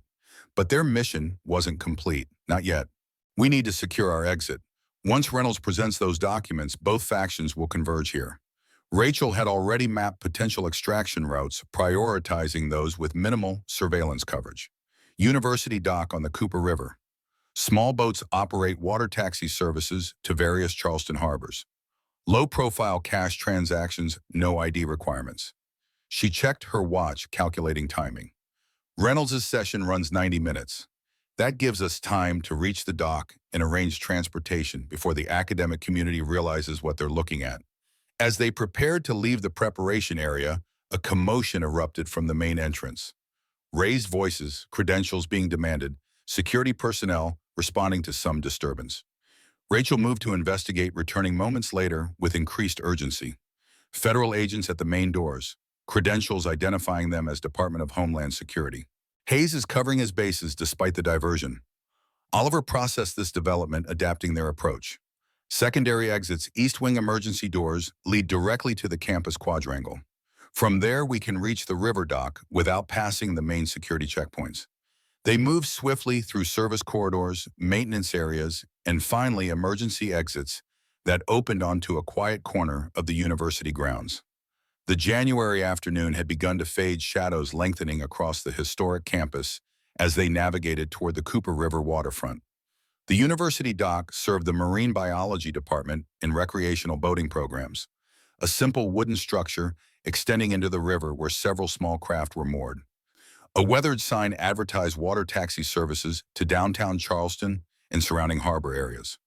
Rachel approached the dock attendant, an elderly man with the deeply tanned skin of someone who had spent decades on the water. Cash changed hands, minimal questions asked, and they were directed to a small motorboat with Charleston Water Tours painted on its side. The captain, equally weathered and taciturn, accepted their request for harbor transit without comment. As the boat pulled away from the university dock, Oliver watched the campus recede, the humanities building, where Reynolds would now be presenting the evidence to his academic colleagues, unknowingly changing the trajectory of historical scholarship in ways that would reverberate for generations. Charleston Harbor opened before them, the expanse of water reflecting the late afternoon sun. Fort Sumter stood sentinel in the distance, where the first shots of the Civil War had been fired, where America had begun its bloodiest reckoning with the institution of slavery. Fitting that new evidence about that period would emerge here in the shadow of such history. Rachel checked her secure tablet one final time, then powered it down completely. Electronic emissions could be tracked, and their mission now required absolute disconnection from networks that might reveal their location. Digital distribution proceeding across all secured servers. Reynolds has begun presenting the documents to the symposium. Our mission objectives are complete. Oliver watched the city skyline as they moved across the harbor, processing the culmination of events set in motion days ago when he had opened Samuel's letter. From invisible museum caretaker to final guardian of a truth that would reshape understanding of American history, a transformation as profound as it was unexpected. What happens now? Rachel's expression softened, slightly professional distance giving way to something more personal. Now we disappear. New identities, new locations. Hayes and Victoria both have resources to pursue us indefinitely. The evidence is secure, the truth will emerge, but we remain vulnerable. Oliver considered this inevitable conclusion, the sacrifice required to complete Samuel's mission, abandoning his former life, his identity, everything familiar and predictable. Yet something felt unfinished, a thread still dangling in the complex tapestry of revelation and responsibility. Before I disappear, there's one more thing I need to understand. About Samuel, about why he chose me specifically. Rachel studied him for a long moment, perhaps weighing confidentiality against his right to know. There's a final document. Samuel left it with instructions to give it to you only after the mission was complete. She reached into an inner pocket of her jacket, retrieving a sealed envelope with Oliver's name written in Samuel's distinctive handwriting. He wanted you to read this once the truth was secure, once you had fulfilled the responsibility he entrusted to you. Oliver accepted the envelope, recognizing its significance by the weight alone, not physical heaviness, but the gravity of final words from a man who had shaped his destiny in ways he was only beginning to comprehend. As the boat carried them across Charleston Harbor toward an uncertain future, Oliver broke the seal and unfolded the letter within. Samuel Reed's final communication, his explanation, perhaps his confession. My dear Oliver, if you're reading this, you've succeeded where many thought you would fail. The evidence is secure, the truth revealed, the mission of 9 generations of guardians fulfilled. You have honored a legacy you didn't know was yours until days ago, demonstrating the character I always believed you possessed. There remains one final truth to share, the most personal and perhaps the most difficult for both of us. I've struggled with how to tell you, when to tell you, whether to tell you at all. But you deserve honesty after risking everything for the cause of truth. I am not your Uncle Oliver. I am your father. The coastal breeze carried the scent of salt and history as Oliver stared at words that redefined his understanding of himself. Around him, Charleston Harbor continued its timeless rhythm, waves lapping against the boat's seabirds, wheeling overhead, the distant sounds of a city unaware that historical revelations were erupting within its academic halls. Your mother Elizabeth and I met during my time with the Naval Intelligence in the late 1970s.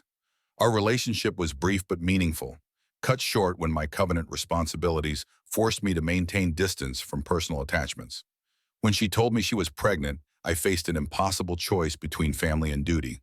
The covenant had enemies even then, powerful interests who would use any leverage, any vulnerability.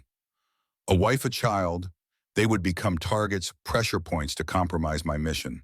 I made the painful decision to maintain distance, to create the fiction of a distant uncle rather than an absent father. Elizabeth understood, though she never forgave me entirely. She agreed to the deception to protect you, allowing me to watch over you from afar, to guide your life in subtle ways without revealing my true identity. The water taxi navigated between larger vessels in the busy harbor, a small craft carrying an enormous revelation. Oliver read by the fading afternoon light, each word reshaping his understanding of a life built on necessary fiction. I arranged your position at the Charleston Maritime Museum, close enough to monitor, far enough to maintain separation. I observed your development with pride, your meticulous attention to detail, your reverence for historical artifacts, your quiet integrity. All qualities essential to a guardian passed down through blood, stronger than you knew. When my illness was diagnosed last year, terminal inoperable, I accelerated plans to bring you into the covenant, not just as a new member, but as my successor, the rightful heir to a legacy begun by your great-great-grandfather James Reed aboard the Central America in 1857. The family connection explains so much. The inexplicable, tactical thinking that had surfaced during their flight from Hayes's compound, the instinctive understanding of historical significance, the sense of purpose that had felt so natural despite its novelty. I regret the years lost, the relationship we might have had. I regret not seeing you grow up, not being the father you deserved. But I do not regret the mission that kept us apart. Some truths transcend personal happiness, demand sacrifice greater than our own comfort.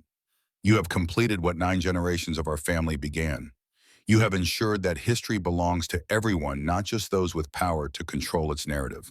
Whatever happens now, whatever challenges you face, know that I am prouder of you than words can express. Whatever life you build after this, whatever identity you create to escape those who would silence you, remember that truth matters. It is the foundation upon which justice stands, the cornerstone of progress, the legacy we leave to generations who will judge us long after we're gone. With love and pride beyond measure, your father, Samuel James Reed. The letter ended there, a father's explanation, confession, and final expression of pride. Oliver folded it carefully, returning it to the envelope as the boat continued its journey across the harbor. The revelation settled around him like a mantle, not just guardian of historical truth, but heir to a family legacy stretching back to the Central America itself. Rachel had remained silent, allowing him privacy for this most personal revelation. Now she spoke softly, respect evident in her tone. He wanted to tell you himself. The illness progressed faster than expected. Oliver nodded, processing emotions too complex for immediate expression. Did you know all along? She met his gaze directly. Yes, Samuel confided in me when he began planning the final phase. He needed someone to ensure you received this letter if he couldn't deliver it personally. The harbor expanded around them, the Atlantic Ocean visible beyond the protective arms of the coastal geography. Their small craft approached a larger mussel anchored in deeper water, a fishing trawler of substantial size, weathered but well-maintained. The water taxi slowed as it approached the larger boat. The captain gestured toward a boarding ladder hanging along the trawler's hull. Your charter as requested, paid through to Grand Cayman. Rachel gathered their minimal belongings, preparing for transfer to the vessel that would carry them beyond immediate pursuit. Oliver followed mechanically, Samuel's revelation still reverberating through his consciousness. Aboard the trawler, a small crew moved with professional efficiency, preparing for departure, securing equipment, checking navigation systems. The captain, a woman in her 50s with the weathered features of a lifetime at sea, greeted them with minimal formality. Quarters prepared below. We sail with the evening tide. 3 days to Grand Cayman, weather permitting. Rachel handled the logistics, confirming arrangements, validating security protocols. Oliver moved to the stern, watching Charleston recede in the distance. The city where he had spent his adult life in invisible service, now the epicenter of a historical revelation that would ripple outward through academic circles, media coverage, public consciousness. In the humanities building, Thomas Reynolds would be presenting the evidence to colleagues whose academic careers had been built on narratives those documents challenged. In newsrooms across the country, journalists would be receiving the digital packages from the Geneva server, recognizing their explosive potential. In Washington, Admiral Hayes would be mobilizing resources to contain a truth that had already escaped confinement, and somewhere perhaps watching from whatever exists beyond life. Samuel Reed, guardian father truthkeeper, would know his mission was complete. His legacy secured his son, proven worthy of the inheritance he had passed down. The trawler's engines rumbled to life as the evening tide began to turn. Lines were cast off, navigation lights activated, course set for international waters, where jurisdiction became complicated and pursuit more challenging. Oliver remained at the stern, watching America itself recede, the nation whose founding ideals and historical contradictions had shaped his life in ways he was only beginning to comprehend. Rachel joined him at the rail, her professional demeanor softened by the successful completion of their mission and recognition of his personal revelation. Samuel believed you would continue the work even after this specific mission. The covenant needs rebuilding, purged of factions, recommitted to its original purpose. He hoped you would lead that renewal. Oliver considered this extension of responsibility, not just guardian of one historical truth, but steward of an organization dedicated to all such truths regardless of whose comfort they disturbed or whose mythology they challenged. The water darkened as evening approached the horizon, blurring where sea met sky. Behind them, the lights of Charleston twinkled into existence as darkness gathered, a constellation of human endeavor built upon a history more complex than its celebratory narratives acknowledged. Before them stretched open ocean and uncertain future. New identities, new challenges, a mission evolved rather than completed. The evidence was secure, the truth revealed, but the work of reconciling that truth with national understanding had only begun.